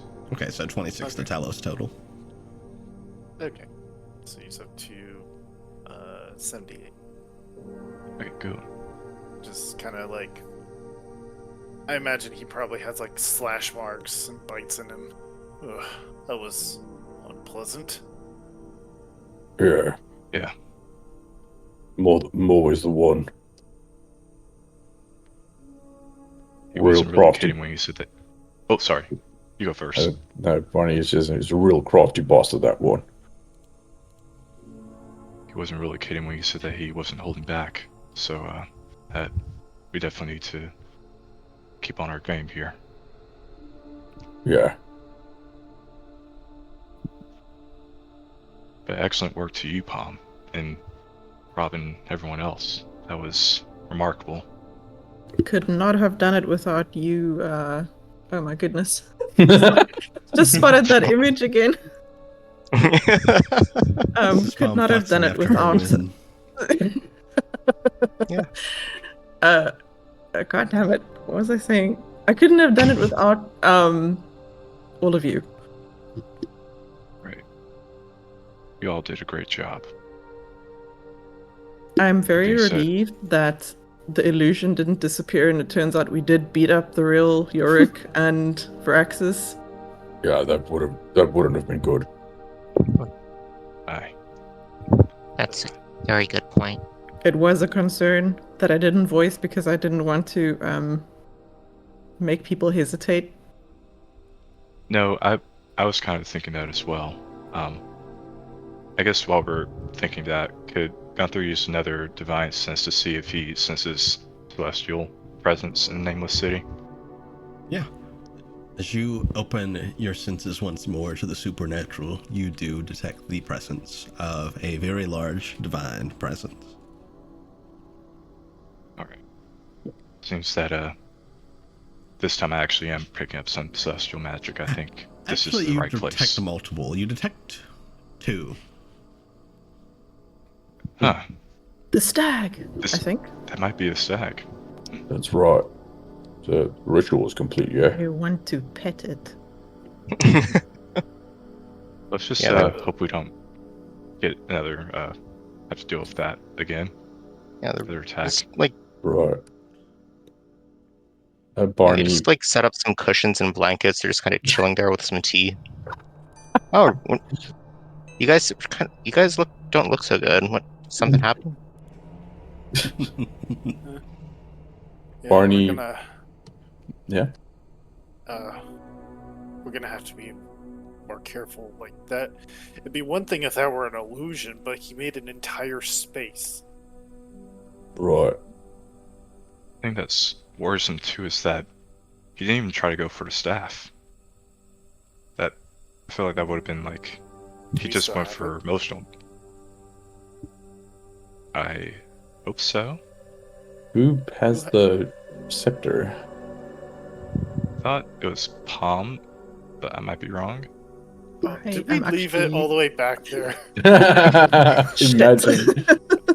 It could be in the bag of holding. Yeah, I think think it it might might be be. that. Yeah. Yeah. Along with like a whole room's worth of gold, I think. Yeah. Barney will look to Talos and he'll gesture to the doors like, oh, after you again. Sure. And he will, like, he's still giant, so he just pushes the door open with one finger. All right. And yeah, as you open the door to the Nameless City to head in for the second time, question mark, I think that's what we'll call today's session. Hey, man, Was that it was good? that was nerve-wracking. Yeah, that Yeah. was kind of Yeah. an idea. Remember No, when that I said I second had HP something bar. evil for you? Yeah, well, you might have pissed off Llewellyn a little bit. Just a little. He's still So bad. physically we can take on Yorick, but emotionally we're still not there yet. I mean, I think we did pretty well emotionally. It's just that it's just after the fact. Yeah, as far as next session, I know Ben and you guys have your moving arrangements, so the 5th probably wouldn't be a good day, unfortunately. We're You know, we're moving. our big move is the Wednesday, Yeah. and One. if our ISP has their shit together and we have internet, we could possibly play. Our PC setups will be one of the first things we will be setting up at the new place. So it's possible. We might just be a little brain dead after all the decision making and admin and stuff. Yeah. But Yeah, there is a for sure. chance we can. Because the thing is, we're getting the keys next week, Friday, so we will be able to get some stuff moved. Yeah. You know, it's not going to be like completely insane, I don't think. Touch wood. Yeah. Yeah, So I guess maybe. when we get closer to the date, I'll ask again, see how you both feel, because I don't want you to have to sit and play a session and go, holy shit, I'm so tired. Ask us on the 3rd, because the 3rd is like we're gonna have carpets cleaned and clean the house and all that stuff, and I think we'll have a clearer picture of where we are on the 3rd, if that's enough time. Yeah, it'll be plenty of time. I'll plan the next session out regardless, so it's ready whenever we next play. And yeah, on the 3rd I will ask then, and then we'll go from there. We'll play on the 5th, assuming, but once we get to the 3rd, if you guys are tired or whatever the situation might be, we'll postpone from there. If you ask us and we send back a bunch of crying emojis,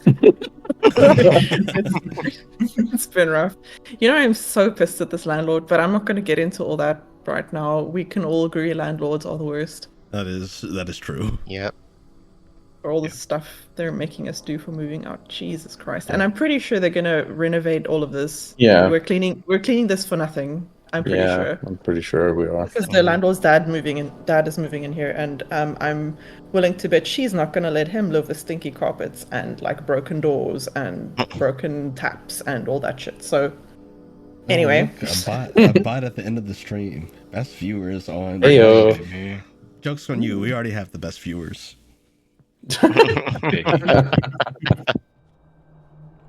Yes, thank you all for watching. I hope you enjoyed a very tense combat session. It's been a minute since there was a combat session. But that is primitive. Yeah. It's good. I'm gonna dream about this music tonight. It's like 9:15 in the evening here. My brain is now ringing with battle music. Well, there is a bit of solace because you guys do level up to 9th level.